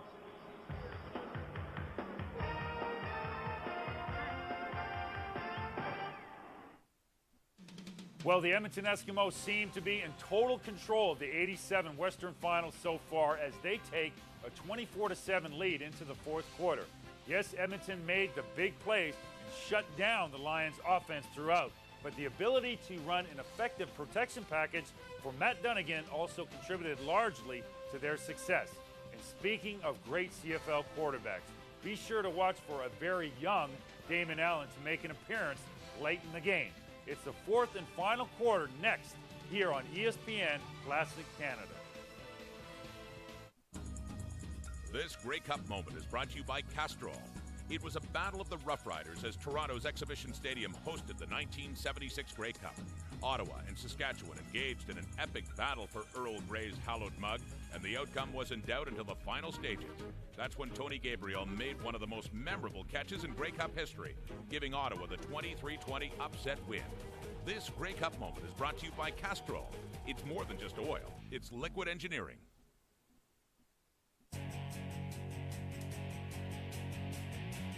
You're going on. You're going on. And I know you're holding on. Shouldn't your car be as exhilarating as your life?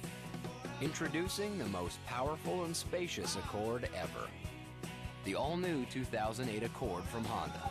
A new level of exhilaration. A new level of Accord. Number 14. 14.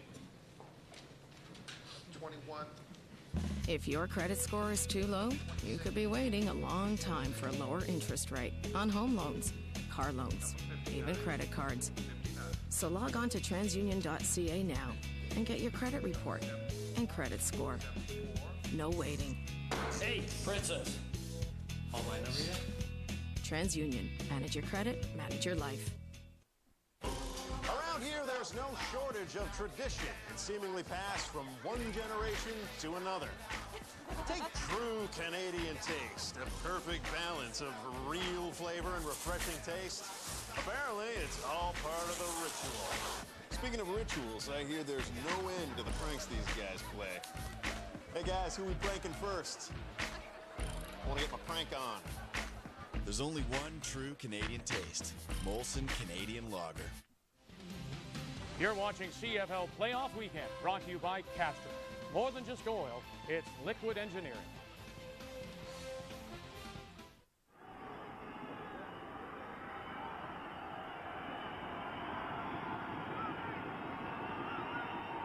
Second and 1. The short yardage offense, and Milson Jones has more than enough to keep this drive alive.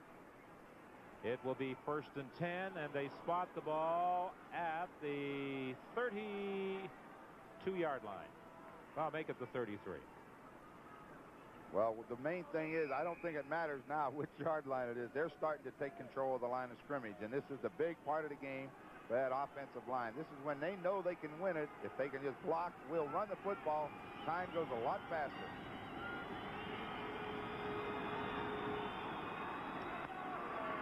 Donegan hits Brian Kelly. He's got another first down. He stayed away from Kelly most of this second half, but when he needs a big play, you can be guaranteed almost that he'll go to number 70. Boy, he came right underneath. He crossed with the wide receiver and come right back down into the middle. And as we said many times, wide receivers aren't real crazy about going in there, but they will, and they'll make the catch for you. 12:40 is the time remaining. 1st and 10, Edmonton at the 18-yard line of the BC Lions. Donegan Rolling to his right, ducks away from pressure, throws complete to Brian Kelly. Down at the 1.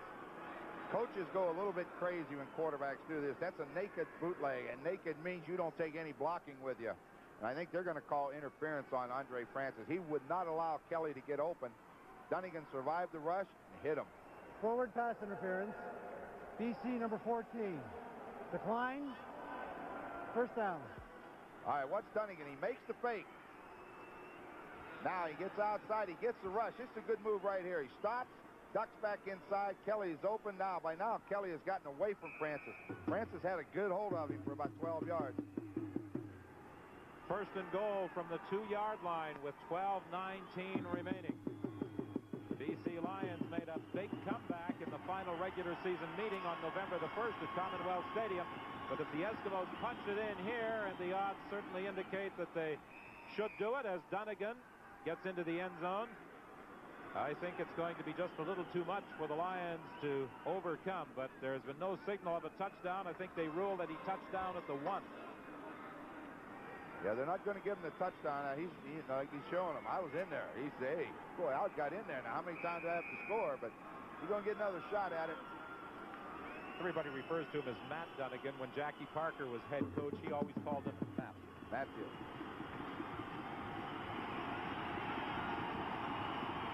Second and goal. Penalty flag flies as Dunnigan tried to get into the end zone, and again, no signal.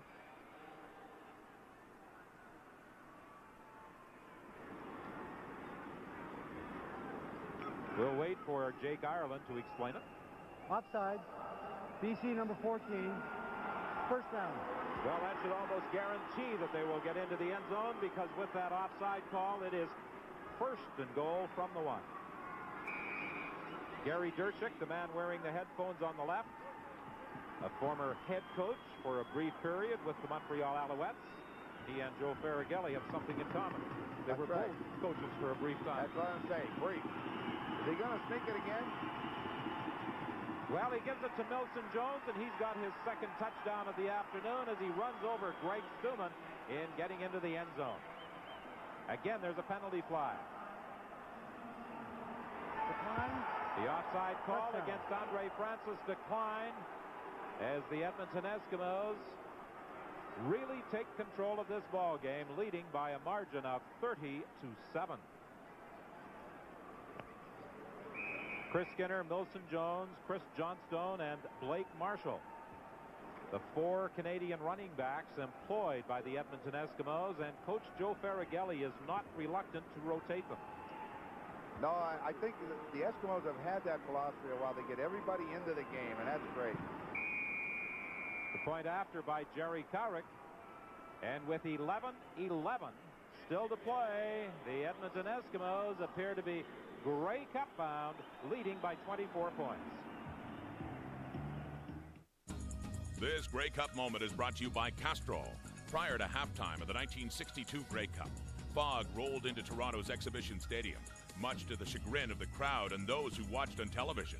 The game was eventually halted in the fourth quarter, with Winnipeg leading Hamilton 28-27.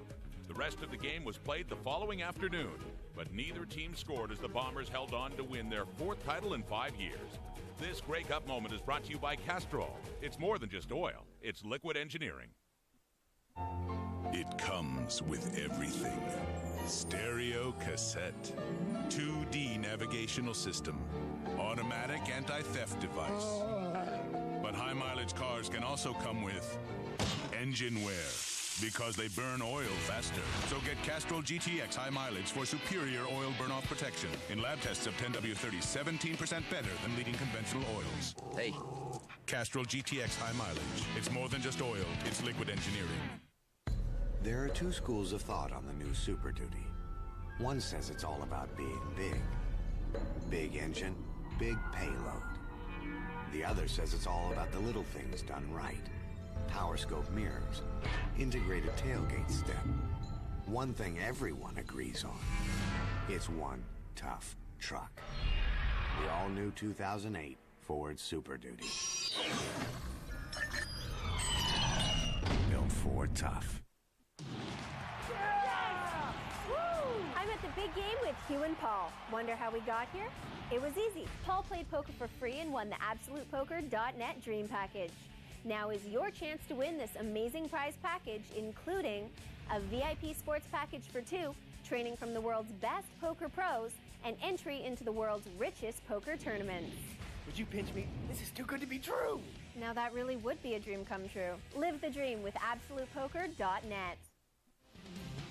You're watching CFL Playoff Weekend, brought to you by Castrol. More than just oil, it's liquid engineering. Milson Jones again, just on that straight lead block behind Blake Marshall, 22. He goes in pretty easy. Why not? You got to be happy. Matt Dunnigan on the headphones, getting some advice from upstairs, but he doesn't need much help in his play selection today. Mal Bird trying to weave through a couple of Edmonton tacklers, and there are penalty flags as Bird also goes down after a 9-yard run back. I think an illegal block will be charged against BC. Illegal block. BC number 77. Pushed him right in the back, and the referee standing right there looking at it. It's pretty hard to get away with it. I don't like their chances now, you know. DeWalt was in there most of the game, and he didn't get anything going, and Holloway's in there now, and, you know, that's a whole new rhythm. Everything has to start clicking for him immediately. He's only got 11 minutes, and he's trailing by 24. He's got it's a tall order. First and 10, the ball at the 18-yard line. Holloway dumps it off to Anthony Parker, and Parker has a gain of 7, maybe 8 yards before being stopped by Danny Bass. Well, the Eskimos are going to get those linebackers back deep now. They're going to force them to throw it underneath. And what he's got to hope for is that a guy like Parker can break one.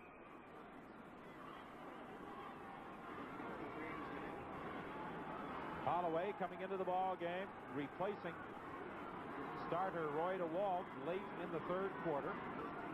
10:20 is the time remaining in the fourth quarter, and it's Anthony Parker up close to the 30-yard line. That should be a first down. Second down and 2, trailing 24. I think I may have even thrown then and figured the heck with it. When you're trailing 24, you may as well go all out and let's start throwing this football all over the lot. I wonder if Donovan will come back with Roy DeWalt. DeWalt, of course, is the man who can put it into the end zone quickly. He has that gun for an arm, but he has been stymied by the Edmonton Eskimos this afternoon. Carinci unable to hold as he is hit by Don Wilson. When that ball's high and that receiver goes up in the air, he exposes the back, and boy, Wilson hit him just as that ball arrived. Watch the ball high up in the air before he can get it down to his chest and get control of it. Number 20 drills him. A BC player down on one knee will be going out for one play at least. Defensively, the Edmonton Eskimos have improved upon the yardage they have yielded per game during regular season competition.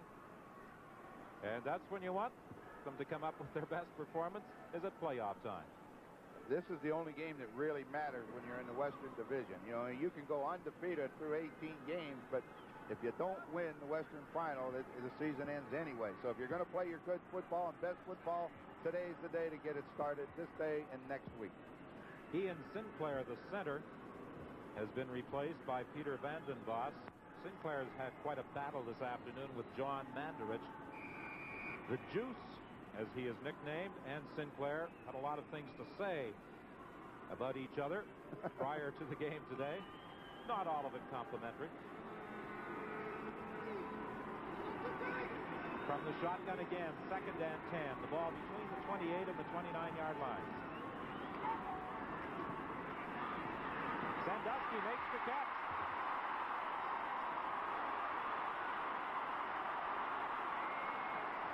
Stopped by Ron Howard, finally, but a big play for the BC Lions with 9:07 left in the game.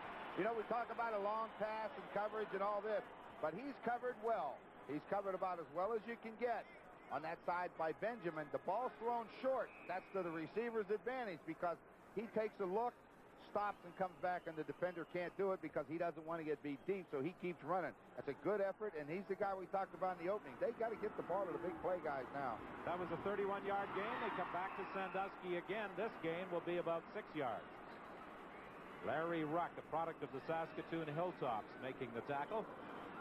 He didn't really want to come back that time. He had 3 receivers over here. He was looking for Carinci to go down and find that hole in the middle, and he wasn't open, so he came off to this late safety valve, in that case, Sandusky.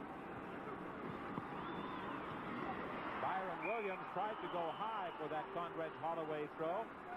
It will be 3rd down. John Mandarich was the man who was pressuring Condredge Holloway. Mandarich has the letters B-A-K-N-B-L-K on his license plate. I give up. Back in black. Oh, okay. He marches to a different drummer. Yeah. When you're 6'4", Like heavy metal? Yeah, well, when you're 6'4", 265, you can do anything you want. Ray Krause takes the hit, but he's got the first down, and that's the important feature of the play for the BC Lions. Larry Donovan has done a lot of pacing this afternoon, undefeated as a head coach out here on the West Coast. He took over from Don Matthews, who was fired after the Lions lost 3 straight games back on October 14th. However, right at this moment, it doesn't look as though that perfect record is going to be maintained. Only 7:50 remaining in the ball game. There's an injured Edmonton player, and we'll be back to tell you more right after this. The Lion Man's life, deprived of human contact for decades, would change completely with the new 2008 Ford Focus. We found him a week later. In that time, Lion Man had gone from animal to social animal. The sporty handling and the Microsoft Sync system accelerated his socializing process. He had completely changed. Well, almost. The new redesigned 2008 Ford Focus is a real social life accelerator.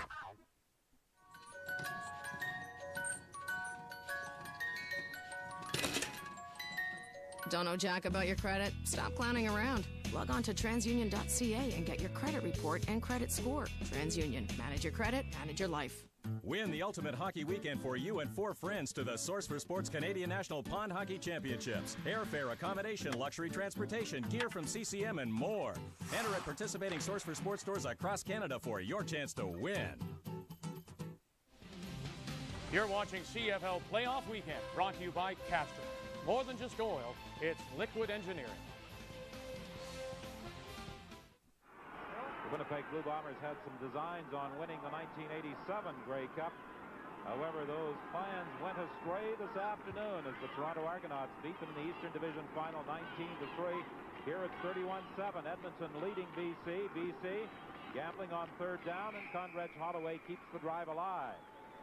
I didn't understand it again. Like, they had 2nd down and 3, and they ran the football and didn't get the 1st down. Then they have to sneak it on 3rd down. The 2 yards is not any good to you anymore. Let's start throw it. It doesn't matter who catches it now. You got to put it in the air. 6 minutes left. You know, you've just about run out of time. There's no sense holding back. You can do that next year. Forget that Edmonton defensive unit. Time is now the big enemy of the BC Lions. That's for sure. Parker is going to throw it. He lobs it into the end zone, and it's intercepted.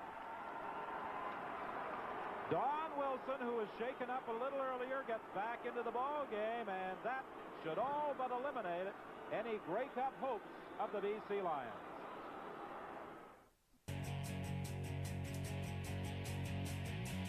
You're going on.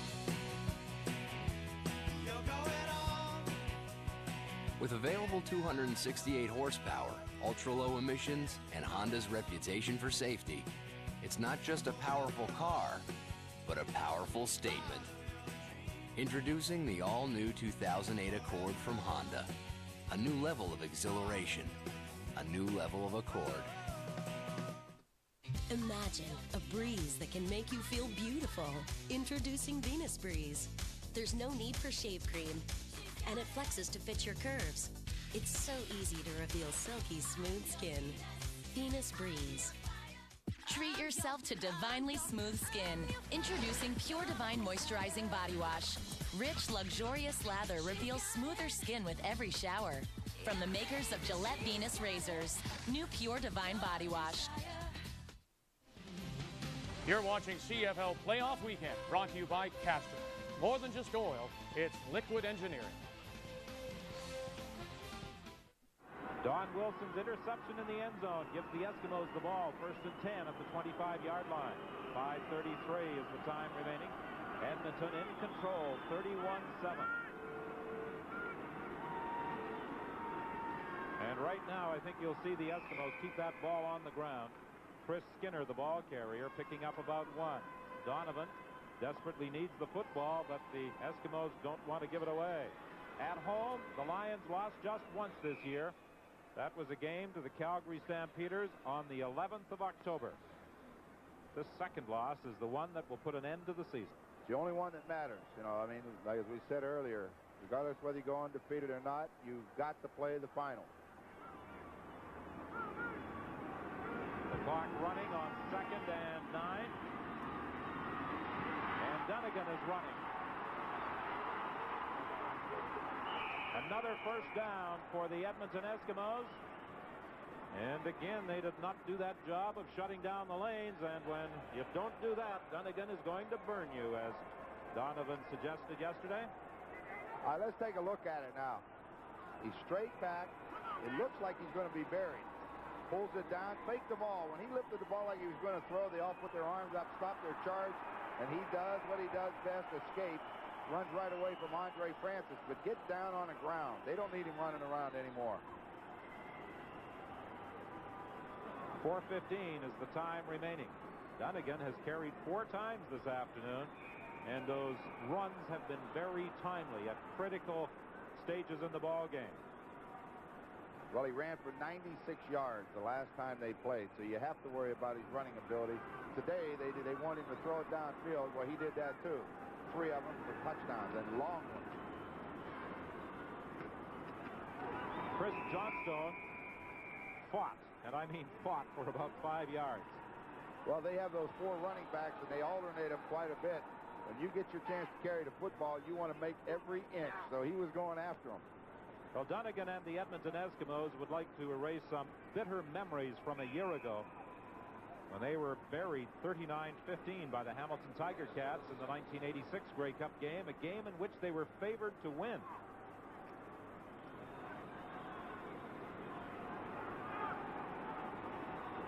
.320 is the time left to play. On 2nd down, Dunnigan hands off to Chris Skinner, and he will be stopped short of a first down. So that means the punting unit will come out onto the field. The Edmonton Eskimos have made plans, regardless of the outcome this afternoon, to head home this evening, and then they will return to Vancouver on Wednesday.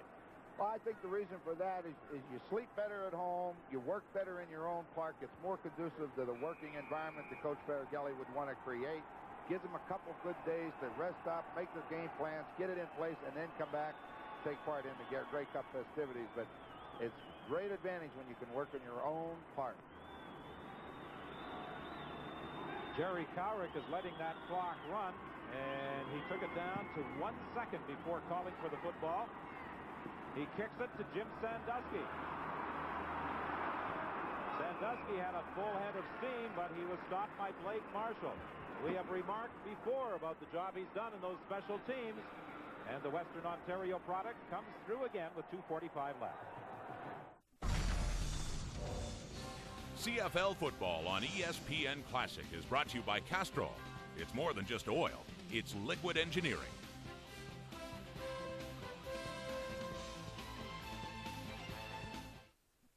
We torture tested 2 cars in a fight to the death to prove a point about maximum horsepower. The black car with Castrol Syntec, the red a leading conventional oil. In torture tests, Castrol Syntec 5W30 maintained maximum horsepower 29% longer. Conventional oil got smoked. Don't you use conventional oil? Not anymore. Want more proof? Go to CastrolSyntech.com. It's more than just oil. It's liquid engineering. Do you like what Daddy made you? It doesn't rock. Oh, try on it. Yeah. The Mastercraft Maximum Serpentine Saw with powerful 6-amp motor combines the precision of a jigsaw and the splinter-free cutting of a rotary saw. It comes with an attachable circle cutting guide and a variety of edge routing and rotary cutting bits. Great tool start at Canadian Tire. See? It rocks. Now the fight is on for me. Hello. Are you at a bar? I thought you were too sick to come to my cousin's wedding. No, honey, that's just the TV. And now back to Jim in the newsroom. According to the Turkish Prime Minister, the economic situation there... Maxi mixers are going fast. How about a demo, Phil? Honey, what's that smell? Timmy tried to cook a turkey in the dishwasher. Looks like nothing's on. I'll try and get some rest, all right? Okay. Captain Morgan Original Spiced Rum. Got what it takes to be a captain? You're watching CFL Playoff Weekend, brought to you by Castrol. More than just oil, it's liquid engineering. Well, the BC Lions have never beaten the Edmonton Eskimos in postseason play, and that statistic isn't going to change this afternoon. Not now. 31-7, 2:45. I like their chances of winning this one.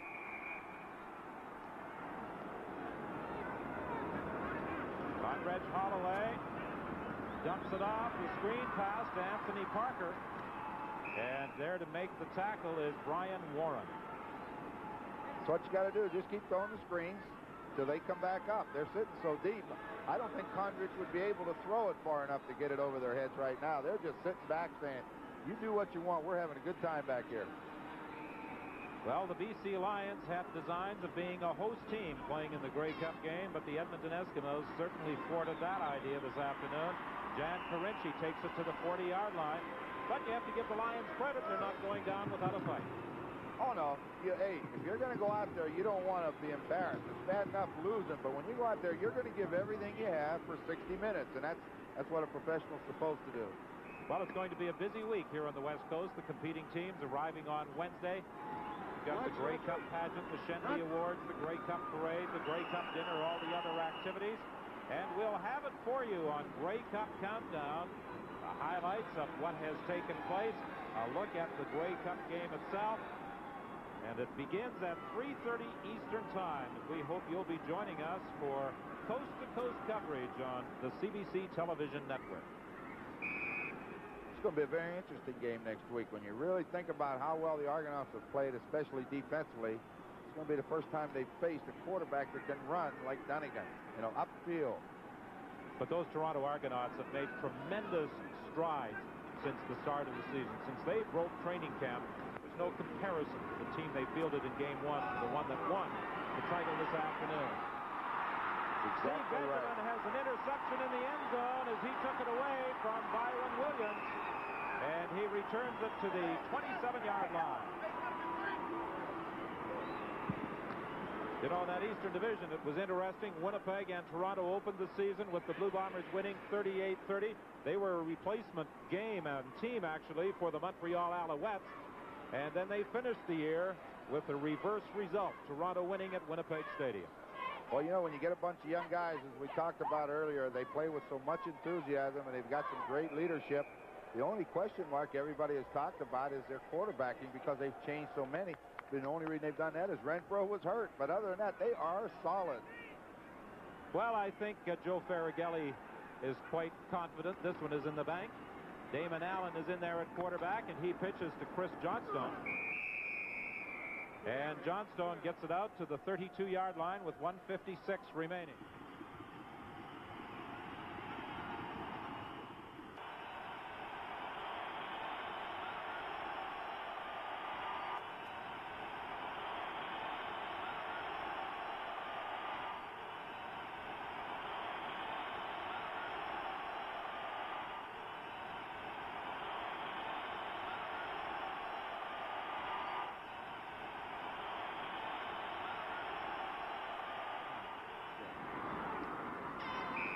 Ray Krause takes the throw and is driven back. Faragelli, of course, was part of that Edmonton dynasty, but as an assistant coach. Well, that's for sure, you know, and like he said, everything kind of went pretty good. He got out to Edmonton this year. He lost a few games right away when he got there, but since that time, they have come on and played awful tough, and it's taken him a while to get his stamp on the football team. Holloway can't escape the pressure of Stuart Hill. I believe that's quarterback sack number 3 for Hill, and Holloway is favoring his left knee. Well, you know, he wears that big brace, and I think that's the one that it's on. And he was trying to escape, and when he was grabbed, he twisted trying to escape Hill, and he went down. Interesting article the other day that you and I both read referring to those braces, and some doctors are disputing their value. I question it a little bit. I've seen too many of the guys, Don, you and I have talked to him. Watch Hill. He grabbed him. Now, right here, Conyers tries to step around it, and that other foot is anchored on the ground, and there's no give on artificial turf.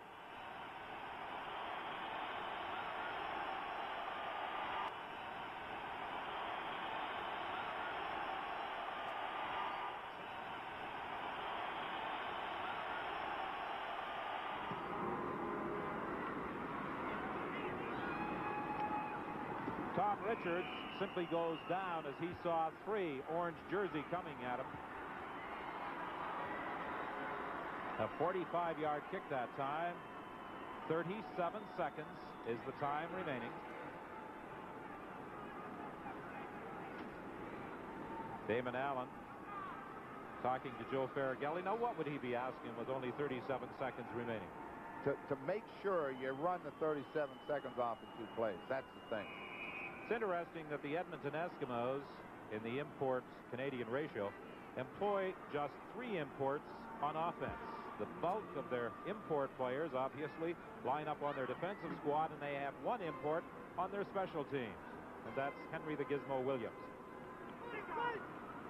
You talk about the Canadian talent, they've got 4 strong running backs, one of them being the man who just lugged that football, Blake Marshall. Well, you know, Blake Marshall, Coach Faragelli talked to us about him the other day, and we talked about him earlier in the broadcast, but he's got a great future ahead of him. You know, he was a Heck Crichton Trophy winner at Western Ontario, but special teams has been his strength this year, but when he's gotten the opportunity to play, he's played well. Well, that's going to be a happy plane ride home tonight for the Edmonton Eskimos. First down out at the 35-yard line. Blake Marshall again. Joe Faragelli looking rather relaxed.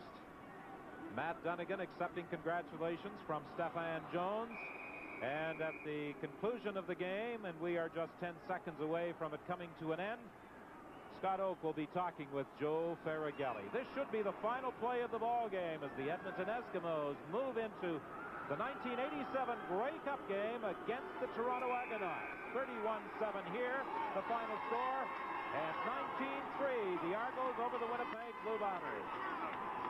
So the Edmonton Eskimos return for a 2nd consecutive year to BC Place Stadium to play in the Grey Cup game, hoping the result this year will be different than it was a year ago when they were beaten by the Hamilton Tiger Cats 39-15.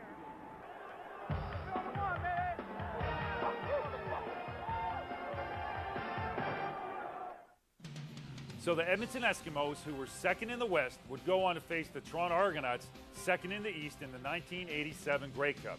As Grey Cup week progressed, many were worried that the game would not be sold out, especially with it being played in Vancouver, and the anticipation was there would be a negative reaction due to the absence of the BC Lions.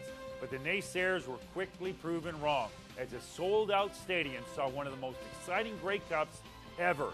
The game also marked the end of the Dunnigan era in Edmonton and the beginning of Damon Allen's reign as the team's top quarterback. Now, don't worry about Matt. He would go on to BC, Toronto, Winnipeg, Birmingham, and finally Hamilton. Matt Dunnigan sure loves to travel. Grey Cup 87 was played in perfect dome conditions, and it proved to be one of the best as Edmonton pulled off an exciting 38-36 victory over the Toronto Argonauts. For CFL Classics, I'm Chris Schultz. Thanks for watching.